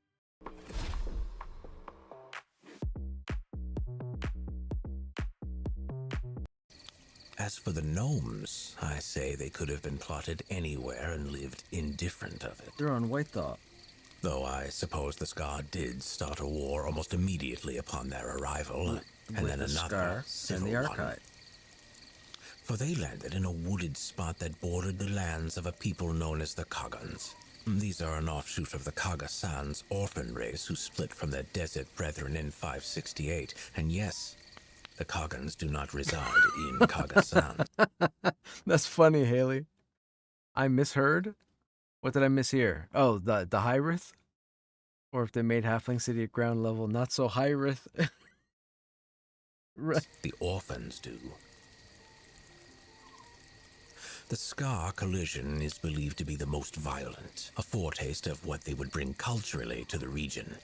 Faster than any race could react, they turned Kagan streams acrid and enslaved a number of their population. The peaceable Kagans fled, but the Scar barely gave chase before falling upon each other, as is their natural order. And to think the Scar is supposed to be a playable character. Their city is going to be interesting. Think maybe it could be like Freeport, different factions, same race. You roll a Scar in one part of the city, you go to another part of the city, and they jump you? I don't know. The halflings have planted well in Wild's End, grooming the wide root trees of the coast and grassland into a town of breathtaking uniqueness. Okay, so the halflings started on Rainfall and ended up in Wild's End. They can be found all over the globe, and I count one in my close company. I shall say no more, for they are a people who must be known face to face, not discovered on a page. The gnomes are...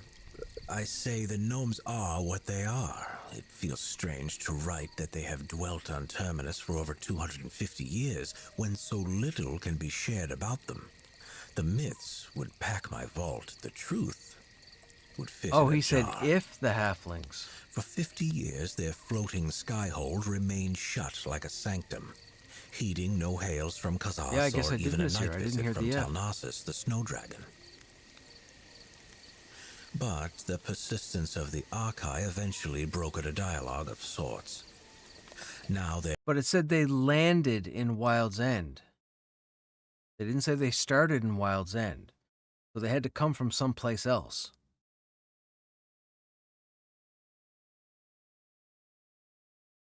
doors, or bridges rather, are open, and I believe one day in the future, Terminus will find herself in great need of their acumen. Though today they seem almost intentionally bizarre. It is perhaps wise to briefly return the narrative to Vesu and King Avendir, whose vision for what his people must become was said to be crystallized in that hour on the aloof island. For there is no figure who so altered the future of his own race, or Terminus at large, than the human leader. Even before he set foot on Vesu, his frontline leadership in the many battles leading up to Kadril Hor had more than won the respect of his contemporaries. Compared to their zenith today, the humans had barely set foot upon the hills of Kingsreach when the revenants struck for Havensong and Fairthale. Yet they were perhaps the most ruthlessly targeted. When the war was finally over, even their ruins had been taken from them and carted off a cliff by a member of their own Pantheon. They were a nation of homeless victors, with no tokens of their histories save the memories in their hearts. Nevertheless, since founding thrown fast on the northern coast of the Bethrale Sea, no kingdom has moved so dauntlessly from survival to So, do we think Haven Song might be a dungeon?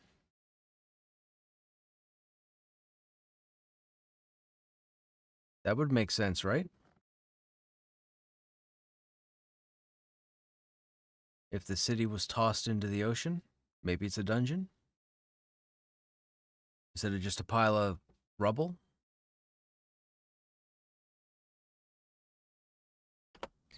Nevertheless, since founding thrown fast on the northern coast of the Bethrale Sea, no kingdom has moved so dauntlessly from survival to flourishing since that time as the humans. Within days, Avendir sent riders across the region to secure modest but useful alliances with eventual partners in trade, even pledging their military and engineers in support of rebuilding. This carried great weight amongst the fledgling nations and garnered loyalties which endure even in this day. Oh, what do we got here? Halflings originally came from a peaceful world called Dome Chanta, before a portion of it was magically relocated to the high fantasy planet of Terminus. Right, that's where the second moon comes in. Originally known as the Kiri, they embraced the name Halfling after surviving an ancient generational curse tied to a wraith entity. What, do you have all the old lore that's no longer on their site? Or is that from the race portion of Pantheon MMO? Where do you have all this information?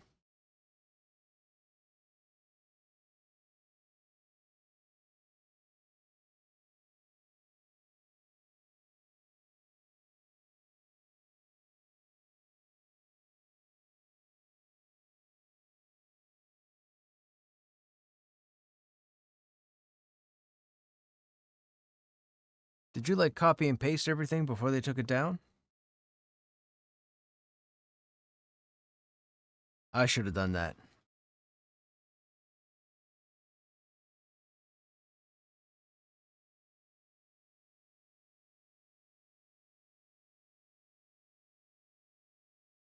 Now that I realize all that lore was taken down, I wonder when we were doing the AI stories months ago, I wonder how the stories would have been different. But his first act was to construct 2 arches from the dredged wreckage of Haven Song. One signifying death, the other life. It is said that to approach the people of Thronefast as a friend, you must share in the trial of their past, in form at least, though I must... Okay, so they just said, so they built the 2 arches from the rubble of Haven Song. So that could be some kind of event. So it could be a dungeon. Maybe. Lots was on the wiki. Oh, gotcha. I never thought about that. Okay. Gotcha. I have an entire volume of accounts from those who say they have felt the very sting of death and the pain of a birth as they passed unsuspecting through this homage to the human travail. This purposeful approach to architecture defined Avendir's vision for his brethren. So this could also mean that if you're on a ship coming from Rainfall or Whitethaw, when you come over to King's Reach, you might go through the 2 arches. Maybe that's what they mean. But it sounds like the 2 arches are supposed to be some kind of landmark in King's Reach, or in the water surrounding King's Reach. Believing a city magnificent to the eye would inspire the citizens of it and yield the respect of visitors to it. The ascension of Thronefast in commerce, wealth, and stability has endured as the greatest pillar propping up the tent under which all other races could progress. When Avendir died in 525, he was mourned on no less than a 6 continents. Okay, so we're supposed to get 3 continents in the game, and this lore is talking about 6. Are we talking plans for 3 expansions? Are we talking they're going to surprise us in a year's time and say, surprise, there's 6 continents now? But this says he was mourned on no less than a half dozen continents, and the war's already done, so there's no way continents just disappeared. So this is saying 6 continents. Actually, no less than half a dozen continents, which means there's more than 6 continents. Must be a reference to expansions. Has to be. There were 2 voids left immediately following the Deicide War. One of mercy and one of lament. I have a mission for you, my dear. This adventure will take you to... The first void was the abdication of the War Wizards, which is almost forgotten now, but no less important to acknowledge. Though their namesake is crude, especially in the light of the exponential debt every succeeding generation owes their order, it has fallen into a common usage among the races in favor of the worshipful Sons of Terminus. It is a precious grace that none of the War Wizards chose to use their unrivaled strength for rule, for we know not if they were so forbidden. Just one of the 5 could have risen above all the broken kingdoms within years, if not months. Any alliances so formed would have bent the imbalance even further, likely sparking another revolution of intercontinental war from which Terminus may not have recovered. So while they were deliriously sought after, none were found in any real way. Many impostors came after them, and many still do. Every few years, a crazed magician in the Middle Realms claims he was sent from the dark side of the sun, or some such madness. I am thankful this is all merely an irritating footnote, however. It is worth mentioning that I found no record of any of the 5 original sons passing away.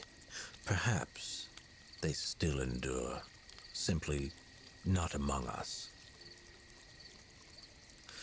But now I turn to an unfortunate duo, the undefeat of the Revenant and the rise of the Union of Shadow.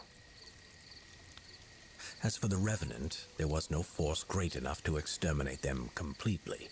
It would have taken a coalition greater even than 6 had they stayed united, for truly no nation could wage a war at all, let alone a foreign one. This blow, not fully struck, kept the Revenant forces scattered but not destroyed, most notably gathered back at Mount Hulthor and Bakarun, though other haunts linger in Khadra and others. Perhaps Avandir, with his emerging clout and thriving nation, could have led a series of wars in the following decade, but no such plans were undertaken, though evidence shows they were considered. This peril may come back against us all, though mercifully it has not yet. The Union of Shadow are a different breed of malice entirely, with origins that bizarrely trace back at least to the Zealots of Ra, mad followers of the imprisoned dwarven high mortal Rassic. This methodical group is a powerful plague upon every corner of the globe, dwelling in hidden fortresses or vaults. They have darkened the art of Razzic's imprisonment, which I confess is poorly understood. In some manner, they have held power. So that just tells me, like the Nightfall crypts, there might be multiple instances of dwarven vaults spread across the world. Interesting. Almost like Skyrim.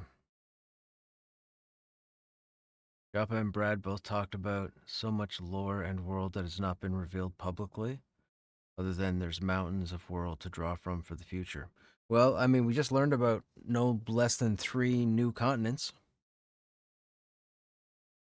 So that's interesting. Over dignitaries, warlords, high priests, and mortals. By what force they wield this control is gravely unknown. Before any effort against them physically can be taken, they seem to warp the aim of those about to attack. When precious information is on the eve of exchange, the knower suddenly loses their nerve, if not their mind. I shall close this brief recounting of the story of Terminus with the second void of the Deicide War, that of lament. I have mentioned the celestial boundary and its effects. Okay, we're going to pause right there for a minute because I need to step away for probably 3-4 minutes. I'll be right back, chat. Feel free to get up and stretch your legs.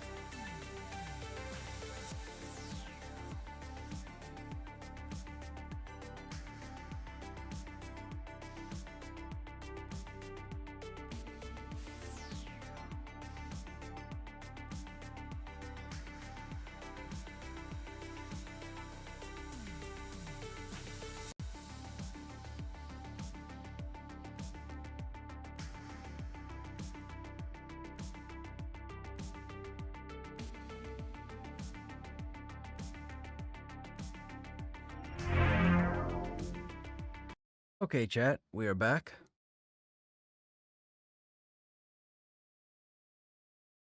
Let's continue. So we're going to learn about the lament. We have seen it grievously abused by the ravaging lord and mercifully circumvented by the sacrifice of Genavi. There is the account of the mere goddess, Sirenai, saving her people despite the boundary, though at tragic cost. And the persistent possibility that the war wizards were created by the pantheons of each race, which would require such magnificent collusion amongst the gods, I struggle to embrace it. Thus we find that whatever principality set this barrier in place between the immortal and mortal severely strengthened it once the war of gods was over.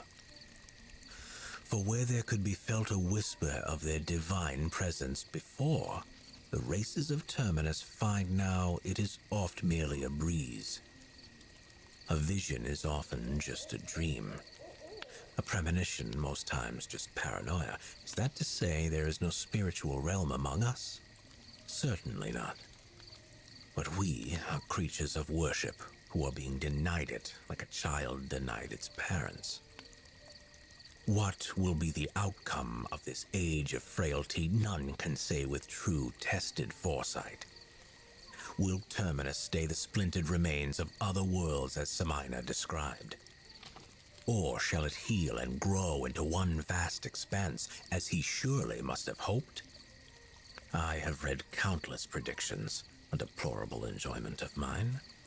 Heard from a number of oracles, the most reliable of whom are insane, and even suffered a soothsayer or two, an abject, unhygienic lot. All stand in need of their parents. Thus, I submit to the reader, in this, the year of 987 IH, we can do precious little, but reach for the unseen hand.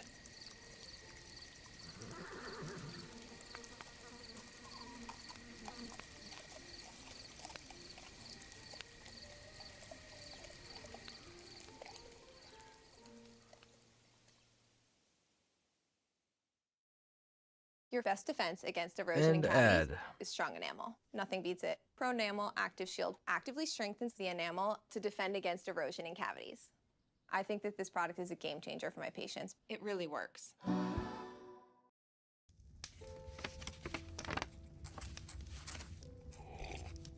The Fall of Imani Kairos and the Rise of the Black Rose. So I believe, if my lore is correct, before I get into this, just to see if I know my stuff, I'm pretty sure this is going to talk about Throne Fast, and specifically some betrayal that happens that causes a family member to leave.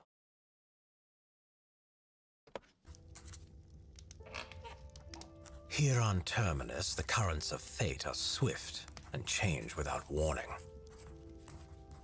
Such was the case of a prized and fast-rising Thronefastian officer named Imani Kairos, who stood at the forefront of the Empire's thrust to expand beyond the continent of Kingsreach. Ascending from the poorest class of the city, Kairos became a champion of the faceless and misfortuned. In the war room and on the battlefield, his instincts, charisma, and poise were the envy of nobles and regulars alike. Yet a treacherous mystery befell this hero of street children and career soldiers. And in one infamous night, Kairos was caught in the act of treason. If you're in Black Rose Keep and you pay attention to the OOC, the Black Rose cheer on Kairos quite often. So. And fled like a common thief. Or perhaps he was innocent of all charges, betrayed by a jealous rival, and hunted down like a rabid animal. The tale, like fate, has changed swiftly over the last 7 years.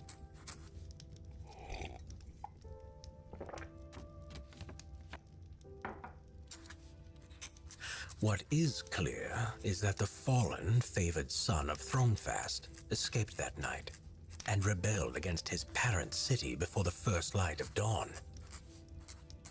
With the ferocity and suddenness of an ocean storm, Kairos' heralded talents turned against the crown he'd risked his life to protect. So this isn't just talking about the Black Rose. He's gonna talk about the Black Rose Keep, because Kairos finds. I'll let him keep talking. Under the banner of Black Rose, Kairos recruited a guerrilla force of expert criminals and military refugees from across the globe. Growing in numbers and influence, the Rose occupied an abandoned fortress deep within the recesses of Avendir's Pass, from which Kairos and his cohort have orchestrated a decade-long campaign of calculated hostility against the throne. It is inside those walls of the Keep Leon that the secrets of the most wanted man in Thronefast still burn, like the heart of a youth torn from the embrace of the woman he loves. To this day, the true goal of Kairos and the Rose is fitted with a mask, just as mysterious as the night he fell from grace.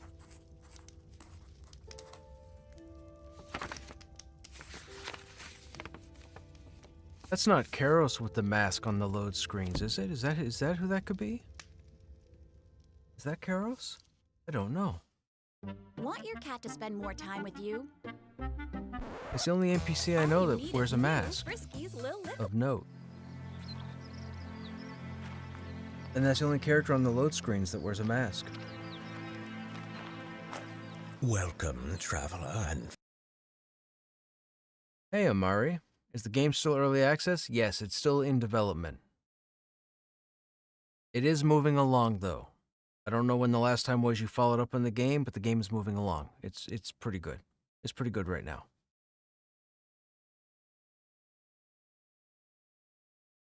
We're just going through a lore night.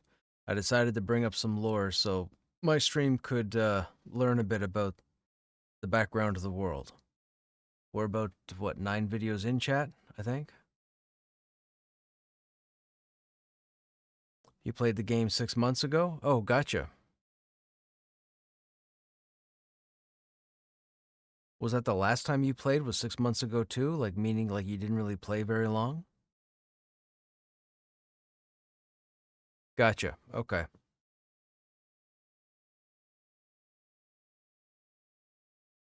So 6 months ago, you wouldn't have known about the PTR server. So right now there's a public test realm server that's live that we've been on, where we're helping test or build the stable build that's supposed to go to all servers. The servers that you would have played on, or server that you would have played on, is still on the old system, the Chevron system. But once we get a stable build on the PTR server, that will be pushed out to the other servers. And then, you know, I highly recommend coming back and checking the game out. If a game in development is not really your thing, now might not be the best time to jump back in. But definitely wait for them to announce that they're pushing the public test realm build out to the other servers. That would be the quote-unquote great reset, I guess you could say.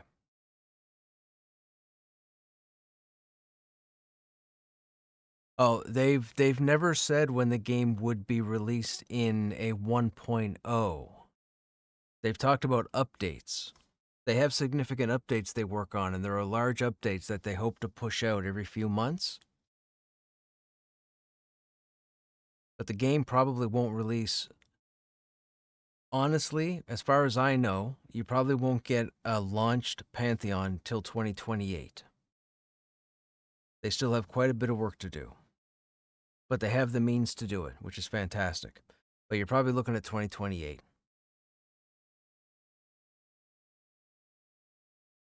Now, I say 2028. We don't really know what they've got done right now that is not on the server. So I could be wrong. But based on how much content we've gotten so far for the one continent that we have, I'm saying 2028. I don't have any information justifying it. It's just in my head, I'm thinking 2028.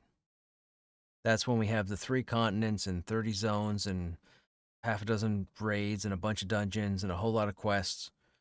But I'm thinking 2028. But that's no different than the other games out there. Like Monsters and Memories, they go into an early access in October, but that's not launch for them. That's only 25% of the game. So, like, to compare Monsters and Pantheon, which I don't like to do because they're different games, Pantheon right now is about 25 to 30% done when you think about having one continent out of 3. Monsters in October will be 25% done, 1 out of 4. So they're both roughly around the same period, but people will find negative reasons to complain and poop all over one game or the other. And all people need to do is just let them cook and let them build. Monsters has already said time and time again, when we're ready and not before. And Visionary Realms has pretty much been the same thing. But people don't want to think that far ahead. They want to automatically jump on one game or the other.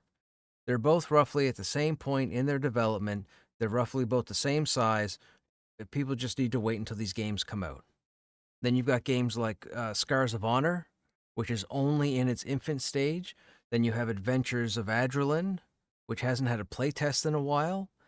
You also have an MMO, I think, with the title Worlds in it. Worlds something Worlds. That's only barely like. There's no MMORPG someone can come in here and say, "Oh, this game's going to be out before Pantheon." No, there isn't. There isn't one. So anybody telling you that nonsense, don't believe them. They're full of baloney. You're going to get monsters. You're going to get Pantheon. You'll more than likely get Scars, and you'll probably get Adventures of Adrenaline. But these games will come out. They're all just in development. The next 2 months are going to be rough because I'm going to have people coming in here talking about Monsters early access. It's still in development, right? It's still, I hope anybody who watches this video after tonight, it's still in development. Don't come in here talking about one game over the other, please. They're both at the same point. Move on with your life, play something else, smile, be happy.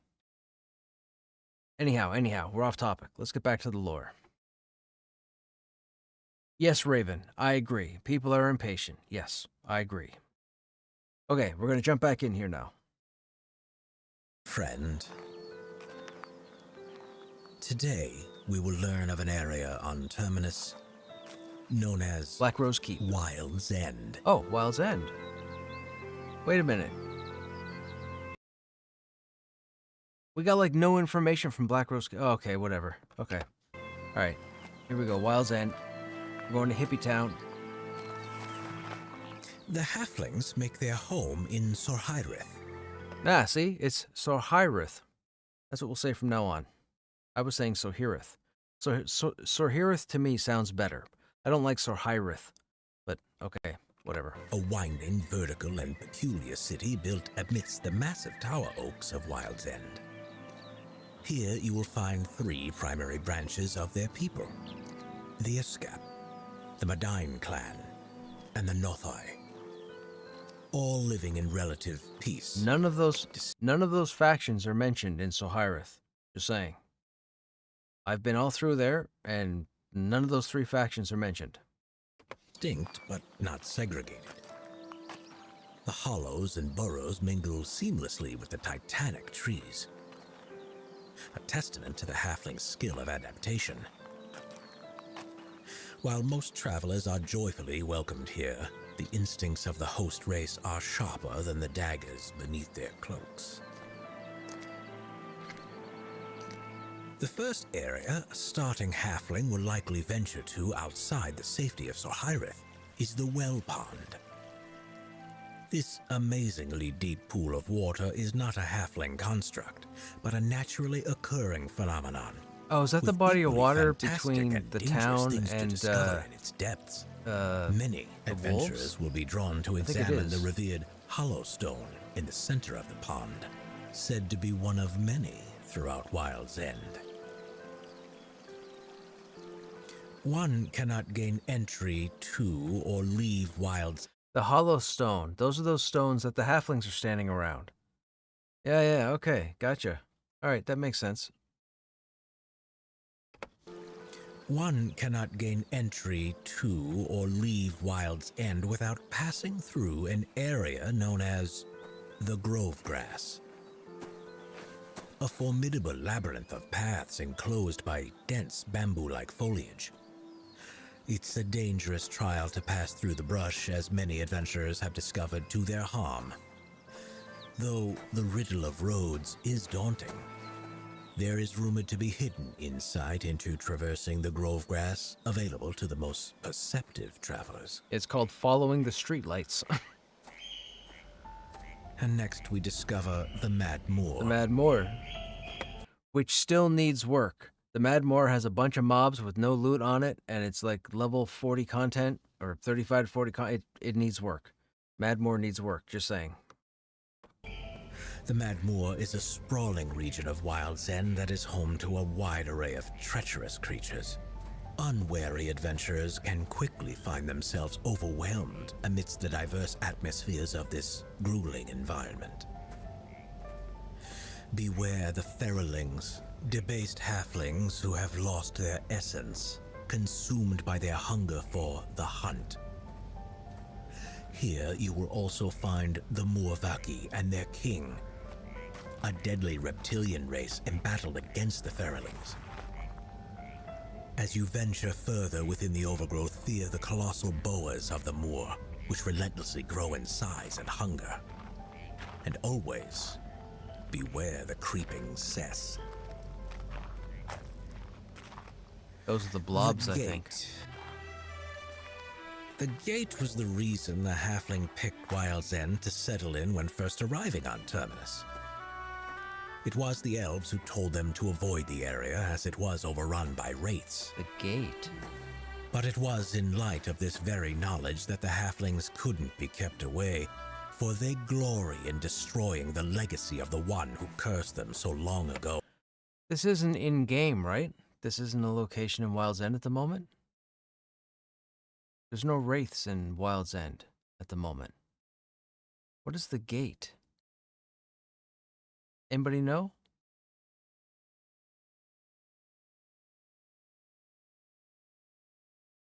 It's not in yet. Yeah, it's not in yet. Oh. It is inside the gate where adventurers will find the ancient halls of the withered and quest to uncover some of Terminus's most primeval and guarded secrets. Is that where the skeletons were? I think there was a co-stream, like years and years ago, where they were fighting skeletons, I think. Does that sound right? I don't remember. Shoot, that was a while ago.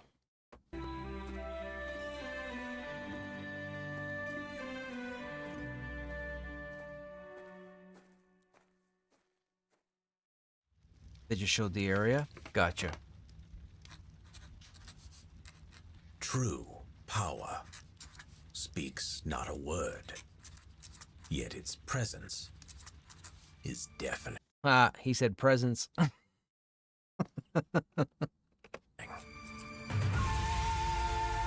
Humans. Here we go.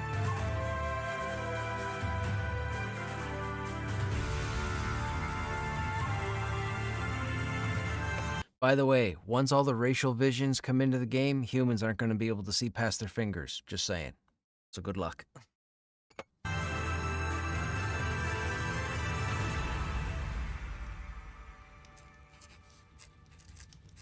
The city of Thronefast has been that presence for the humans for nearly... Oh, so that's their imaging or imagining of Thronefast. God, that looks nothing like what it is in game.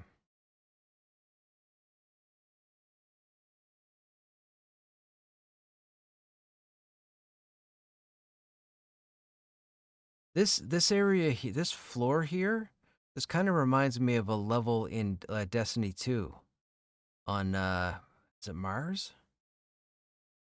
It's Mars? I don't remember. No, it might not be Mars.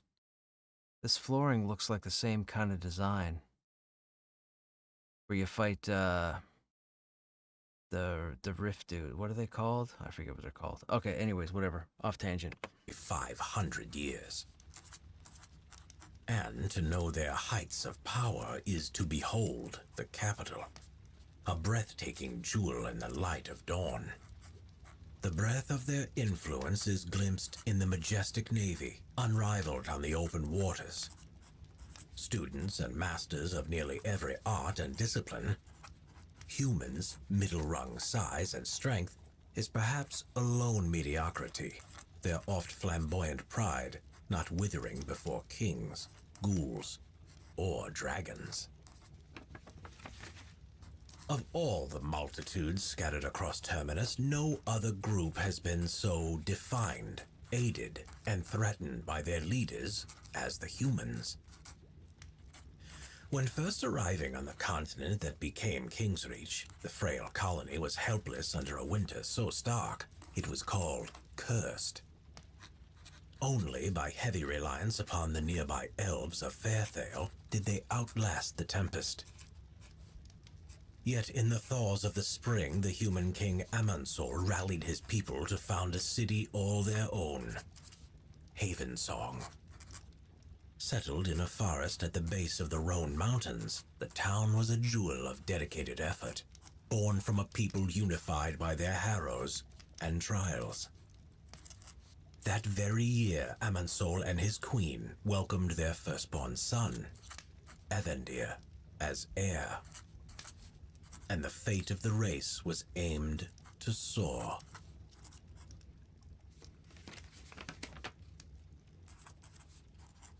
Yet less than 25 years later, the humans were facing extinction.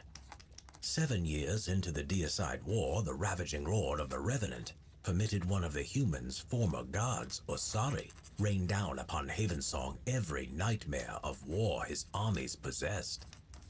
The undermanned city endured a 3-week siege, and King Amansol was cast among the corpses of his soldiers, slain by Osari the betrayer himself.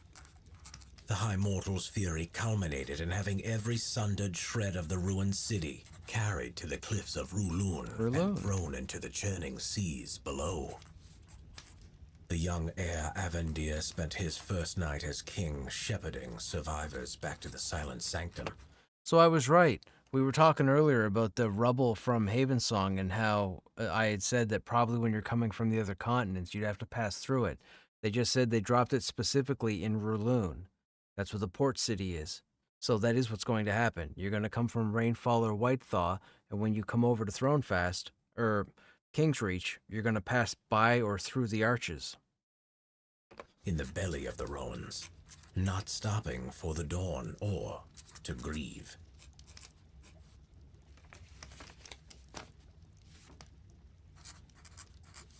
When the Deicide War turned in favor of the Sacred Six Races, Avendir gained a broad reputation for battlefront leadership and also for his gift of stirring oration. His famed Speech of Souls is still repeated amongst humans and elves, credited with reviving the hearts of the surviving dead, a reference to the broken-hearted victors of the war. With the bold vision of his father, the first king out of the Sanctum inspired his people with the founding of Thronefast, a coastal seat of power that flourished into the preeminent trade and commerce hub on Terminus. At the time of Avendir's death in 525 IH, the capital city had no equal in wealth or influence, no peer in beauty or acclaim, and his passing was honored across 4 continents. Over 450 years later, the humans are still prospering. Though the heritage of sacrifice and service has been exchanged for vice amongst much of the aristocracy. Nevertheless, Amanthiel, the Lady King, a true-blood heir of Avendir, has shown traits of her ancestors' character and composure. Since the horrifying catastrophe at Azer, Amanthiel might be the human that's on the load screens. Possibly. took the life of her husband as well as her predecessor to the throne. Amanthiel's nerve and shrewdness thwarted enemies of a suddenly weakened Thronefast. In a speech shouted to peasant and well-born alike, Amanthiel set the course of the nation like a steady captain, emerging from the clutches of a maelstrom. While the humans have endured yet another peril, their city glimmers like the ancient crown set upon their fair region's dauntless brow. For now.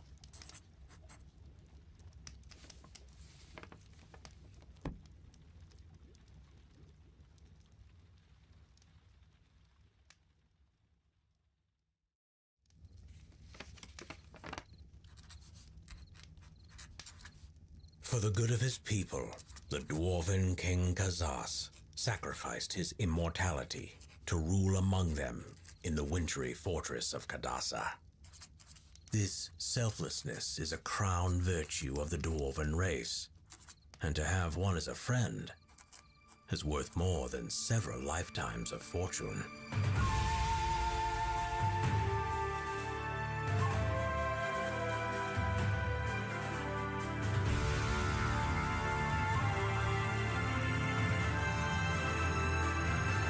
Do we think Kadasa takes on the appearance of Thurgarden, or do we think it takes on the appearance of Caledon, as far as comparison?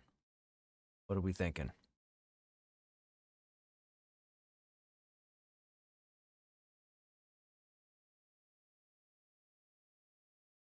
I think it would look pretty cool if it was modeled after Thurgoden.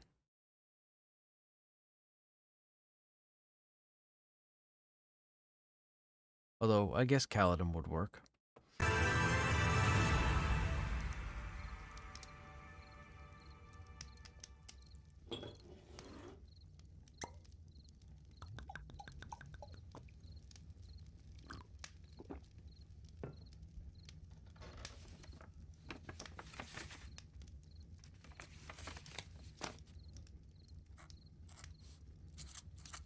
Believing peace is a product of strength, the dwarves seek not an empire, but to increase their mastery in smithing, the arcane, as well as battle. Their compact form is rarely mistaken for lumbering stiffness, as their reputation in all types of conflict is widely established. Few races can so intimately trace history back to the moment of their creation, yet so few gods were like Kazas of Oldassa, and so few races show the fealty of his dwarves. For a lone celestial to bring forth a new race is not unheard of. Even among those now on Terminus, such ancestry exists, in some number. But no other creation has remained so united with their creator as the dwarves are to their king. And no other celestial has so stewarded their creation as he, forsaking even his own immortality to lead them as their king.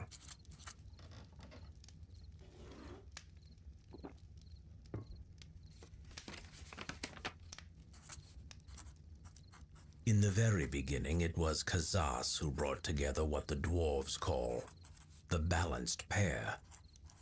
This would become the seed of the dwarven people. In one hand, he held a fragment of stone from the heart of Cold Dark Peak, the mountain he himself shaped to be the throne of the Triumvirate. In the other hand, he held a shard of the ice of Raifel, which she gave joyfully to him, willing him to add its life to the dwarven people. Locke, En, and Hammer were all present, giving their approval. With perfect balance and pressure, Kazas pressed Koldark's fragment and the ice of Raifel into each other, until the resonance and power created by the fusion shook Oldas's oldest foundation. Then, in a moment, the first dwarves opened their eyes to see the dwarven father. Of all the Pantheon, only Kazas lingered there with them. He stayed with the dwarves for many days, teaching them to care for themselves, warning them of Oldas's deep winters, and speaking freely with them.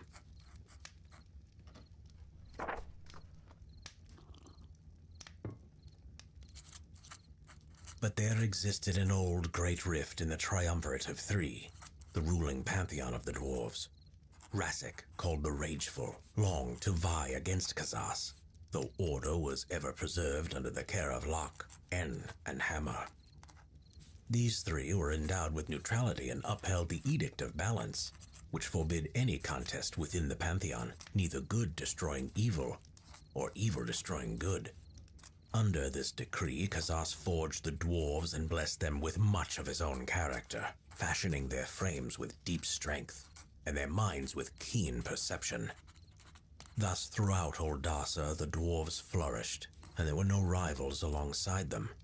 But Rassic's jealousy attended their every triumph like a shadow, ever frustrated when seeking to twist them against Kazas, and his hate aged unquenchable.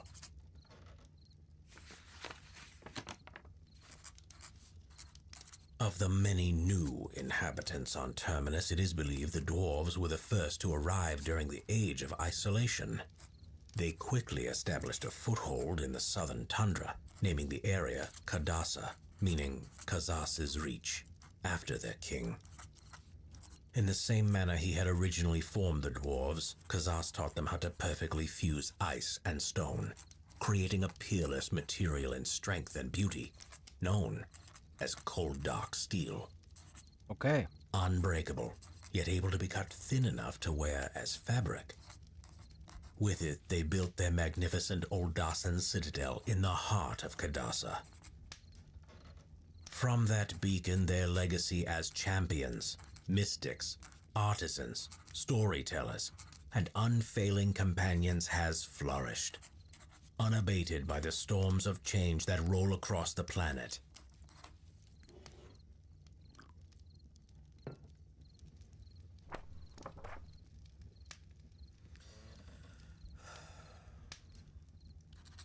Yet, there dwells a hidden terror in their story. Balrog? One whom even Kazas himself would not dare approach.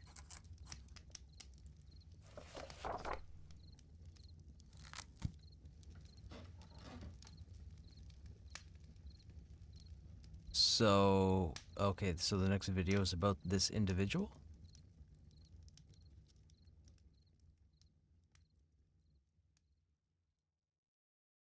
For only $12.99 at Domino's, carry out your cravings with a large 2-topping pizza. Made fresh to order.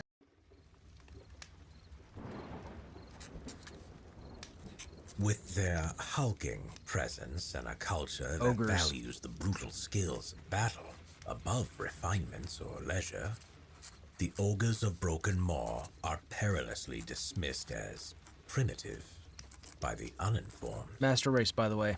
Ogres. Yet careful study would reveal a race that relishes the dance of warfare tactics and in whom resides an unmatched respect for valor and courage, whether friend or foe. We'll probably learn about the 7 laws. When calm, ogres are cautious and considerate before action. Unseat their emotions, and their incomparable size wreaks unpredictable ends.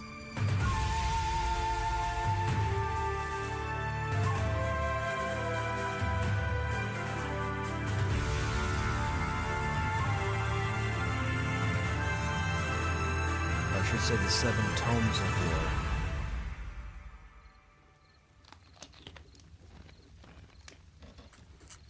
Gorok, a world of glacial ranges, magma flows, expansive mountain plateaus, and cave jungles, where the very insects were said to grow to the size of a terminus halfling. On the continent of Suroth dwelt the 7 clans of the ogre. On the continent of Suroth. So unless Suroth disappears, that's a 4th continent, by the way. Just saying. Race, coexisting only by forced observance of sacred borders. These boundaries were handed down by the deities of the Graven Hold, along with the cryptic 7 tomes of war. Tomes of war. Yep. One bestowed to each clan. The tomes leveraged a promise of unrivaled power against a warning of permanent defeat. Called the Invocation of the Sevens, it reads, "Only by 7 native hands will their seals be opened. Only under 7 native eyes will their words be understood. Only in peace will you thrive in your war. Lose only one, and none will endure." The Graven Hold hid the bulk of the tome's knowledge within an indecipherable labyrinth of runes, until a time when the volumes would be shared amongst the 7 clans equally. If even one tome was destroyed, the Pantheon would permit the ogres be wiped from the face of Gorok. However, there was no mandate that they be used. Thus, within their territories, each militant clan thrived to the extent they respected those limits. The vast wisdoms of the tomes remaining untapped. I believe for one no of the clan tomes lord disappears. would dare share his birthright with another. Each clan handled their tome in their own manner. Bloodmare commissioned a hereditary order of mages to decipher the runes, apart from collecting them all. Way of Astur kept theirs suspended over a pool of magma beneath their mountain fortress, chained to 6 blind warriors spread about the cauldron, illuminated only by the molten rocks. If they perished, so did the tome. an effective if perilous tactic that illustrated the ogre mindset in battle. My foe dies, or we both do. The smallest clan of the 7, Black Moon, memorized the few legible runes from childhood, relying on them for survival more than any other. But from prosperity to poverty, circumstance only masked an instinct that welled up in each clan, rising from the soul of every ogre, male or female. Dominance, by right of conquest. And there exists no proving measure for an ogre greater than defeating another ogre. When cast upon the naked land of Terminus, the frail bounds between the clans ruptured in haste. After eons of forced restraint, total war arrived. The scale of this conflict would have consumed the race had not a dark messiah risen from the chaos. Rothuk, clan lord of the Black Moon tribe, took his tribe to a mountain ridge far to the south, claiming it called his name. Into this haunt he trekked alone, with the tome of the Black Moon, whispering that the secrets of the runes could be opened therein. Missing for weeks, as the red ogres of the Dark Sun assaulted the last of his men, Rothuk emerged from the mists and shadows, forever changed. With the powers of an unlocked tome, Rothuk declared himself the Black Moon King, making an unprecedented claim as lord over all 7 clans. In a ruthless campaign, he validated this title, slaying the 6 rival clan lords with his own hand. All opposition collapsed beneath the surging tide of the Black Moon, each tome taken in turn. In victorious froth, the king desecrated a sacred shrine of ancient Terminus, an ominous statue of a departed rainborn dragon. This monolith stood as a reminder of the latent authority on the planet, that of the bloodline of the Dragon King himself. Yet in one fearless stroke, the Black Moon King tore off the beast's jaw, casting the hulk at his feet, breaking its maw. In a display of gross mockery, the king set his throne inside the mouth of the disfigured regent.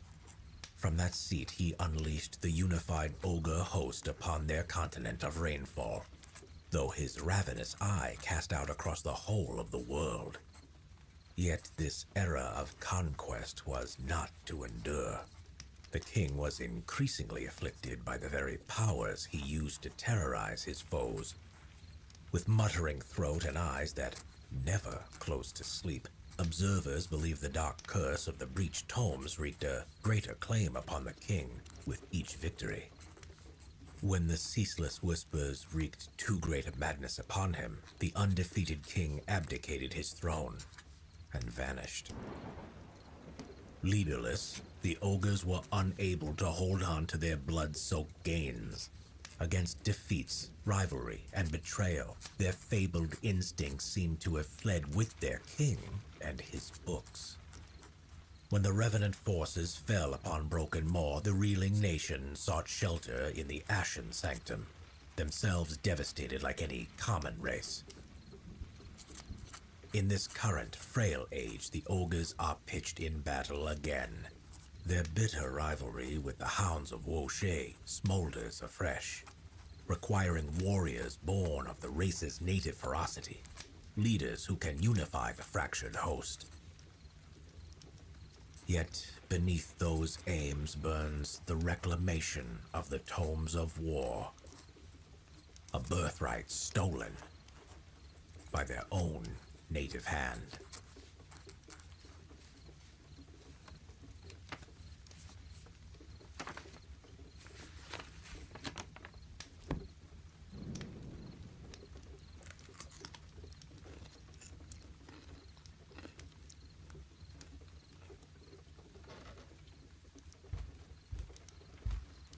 Is he leaving? Oh, rude.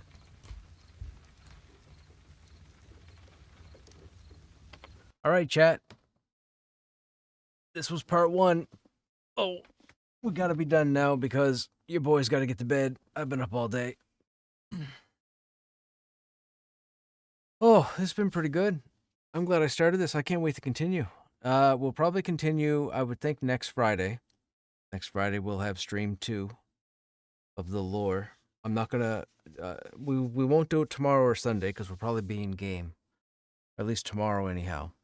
But next Friday, we'll pick up where we left off here. We still have, I think, 20 videos to go through, roughly. I think. Anyhow, as always, I hope you guys enjoyed your time here. I'll be here again tomorrow. You guys have yourselves a good day or a good evening, and I hope to see you guys in the next stream. Take care.